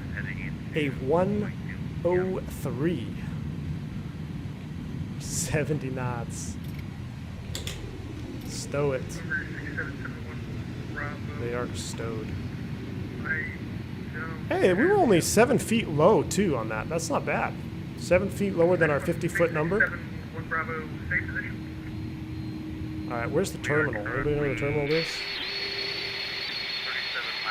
To the left. Number 67 Bravo, contact Seattle Center 13545. Okay, contact Seattle Center. They have me transferred over to you. 71 Bravo. Ladies and gentlemen, welcome to Spokane. It was the accent. That's all I needed. Spokane 817 Bravo. That's all I needed. Let's go ahead and clean it up here. Crossing the whole short lines. That's good. Stow the... You know what? I don't even... Did I even have the spoid brake armed? I don't think I did. We did all sorts of things wrong, but... We're just going to keep rolling. Oh, 21.9 is ground. So let's dial him in. And over with some Bravo Kilo, maintain 4,000. Where are we going? Spokane ground. Good evening, American 357 Heavy. We're on Alpha, going to terminal. American 357, Spokane ground, taxi to terminal via Alpha Tango 5. Alpha Tango 5 to the terminal, American 357. Like, this is outrageous. Hey, we did it, man.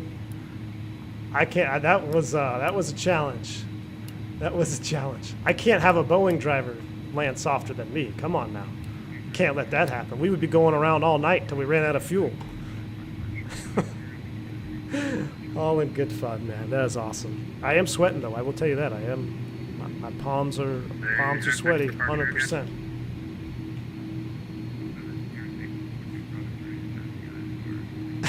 Alex, thanks. I appreciate that, man. Yeah, you said you can do the intersection departure. Peter Fish says this was most awesome. Thanks, man. It was fun. It was fun. Here we are. Look at this juicy airplane coming in here. Alright, you're probably going to end up having to do some links, but you can taxi runway 3 via Alpha across runway 8. Look at the texturing on this airplane, huh? There's Tango 4. Where's Tango 5? It's this next one over. Alright, let's go ahead and start the APU. Alaska 1345, welcome to Spokane. Ooh, this guy disappeared, so we'll take this gate right here. Alpha Tango 5. Go ahead and kill the taxi light.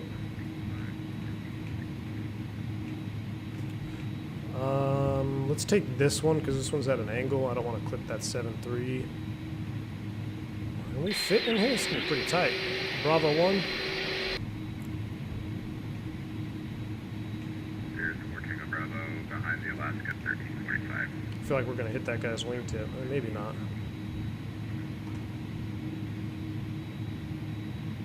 Keep going. Now turn it over. There's our marshaller.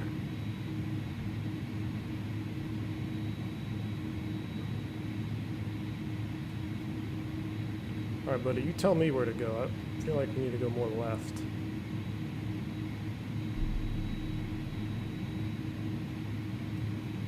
There's no way we're on the center line, but I'm just going to follow your instructions. Nice marshalling, though. Really good marshalling. A little bit more juice, a little bit more juice. Burp. Brake set. Engine 2. Seatbelt sign. Where art thou? There it is. APU is available. Engine 1. Spool it down. Oh, look at that Alaska coming in behind us. What a sweet shot that is. Oh, he disconnected. Oh, Cirrus. Oh, what is that? Diamond? Ladies and gentlemen, welcome to Spokane, Washington. And even more impressive with no arm breakers. We're going to spool it down. Hey, that actually was a pretty good parking job. Look at that. 10 for 10 on the parking job. All right, it's spooling down. I'm not going to do a full shutdown because we want to go see the replay. So what we're going to do is, there's nobody on short final, so we're going to go ahead and disconnect from that sim. We'll watch some replays because I want to see that. What we'll do first is I want to do the landing where we just buttered, and then we'll try to back it up even further. But I want to make sure we see that butter first. I just don't want to go too far back and then risk a sim crash. But oh, here we go. This is kind of far, but we'll watch it from wing view here. How's that? While we enjoy the sounds. Gordon, gotta go. Thanks for the ride. Take it easy, man. Thanks for stopping by. Stop blaming the marshal or fake pilot, Christian. I know, man. That's on me. JR says the stream was legendary. Thanks, dude. Appreciate that. Cam, I just saw your message up there. I need to order my How to Speak with a British Accent, Rosetta Stone. According to Flight Deck to Sim, it's pronounced Spokane. Yeah, that would raise some eyebrows. We're flying to Spokane, but hey, in all defense, when I was flying over in Europe, I had no. I mean, there were some towns that I could not. I was like, how do you pronounce this? You want me to do what? Go where? So I fully understand. Big props. Hey, look, I only did the Euro tour one time. Flight Deck to Sim flies in the U.S. very frequently, so big props to him for coming over here and flying in the U.S. of A. I'm sure he did a fine job. I'll have to check his landing out, too, after the stream. That was fun. That was fun. Look at those flaps working. Oh, my goodness. Sail! We'll do it here in a second. Oh, here comes a flyby with the sun in the background. That was beautiful. Look at the. Okay, hold on. We gotta look at some of this texturing here under the slats. This is just absolute maximum juice weathering here. Look at the dirt. Look at the dirt on this wing. Are you kidding me? That looks real. Cruz, hey, great flying with you, man. Take it easy, my friend. Thanks for flying along with us tonight. 2X, great stream. Thank you, guys. Andy Roberts for sure, man. Thank you. Spokane.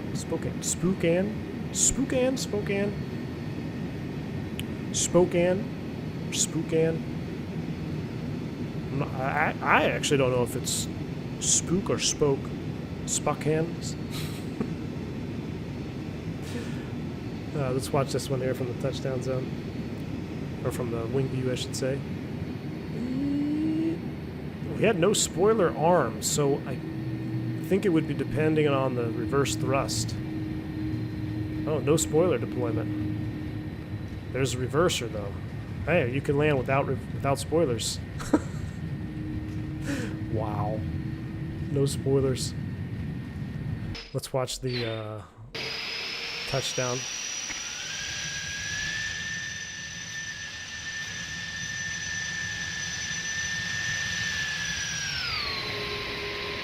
Christian, my pronunciation in Europe is fine. It's the Asia stuff that makes you laugh.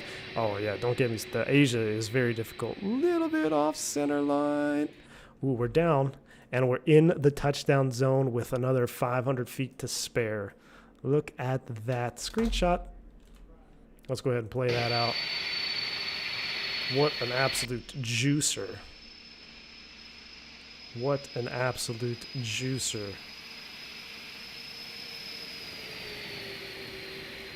All right, let's see if we can go back to the go-around. Is this the go-around? No, this is not the go-around, or is it? Yeah, I think it is. All right, let's keep going. Let's watch the go-around from this view right here. So this was the first one. We're going to play sail. Mike, take it easy, man. Thanks for stopping by. We're going to play some sail. We're going to watch the go-around here. I got to hear this. Louis, thank you for stopping by, man. Look at that. I love the A300 profile. Fun fact, in the Discord, if you look at the profile picture, it's an A300 fully configured. So, see, a little bit of an Airbus flare early there. I was trying to float it, and I think I just ran out of juice. That didn't look all that bad, really. Oh, here's the go-around, though. Let's watch the go-around. Flaps up a notch, Toga thrust. See, this void brake I thought would retract above TLA at like 60. But I guess they don't. Just goes to show you the power of the A300. Oh my god, we're doing a go-around with this freaking spoilers up. Oh my word. What kind of performance is that? Look at that thrust coming off the ground.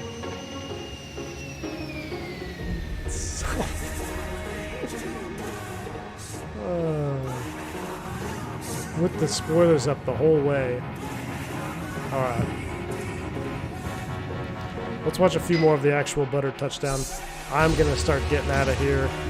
Turn this down a little bit. It's a little bit loud. Guys, thank you so much for tuning in tonight. I really appreciate it. You guys are going to absolutely love the A300 V2 when it comes out. This has been a lot of fun. Shout out to iniBuilds for sending me this V2 here a little bit early so we can show it on stream. Shout out Flight Deck to Sim. He's epic, awesome legend. Thanks for stopping by as well, my friend. Gotta say though, Airbus won 100 later. 100 was it 100 minus 100? Yeah, but I had to do it 2 tries, so that's not very fair. But it's been fun. Enjoy the banter. Y'all have a wonderful night. I hope you all have a good New Year. If I don't see you before then, until next time, stay safe, stay healthy. I am V1. See you.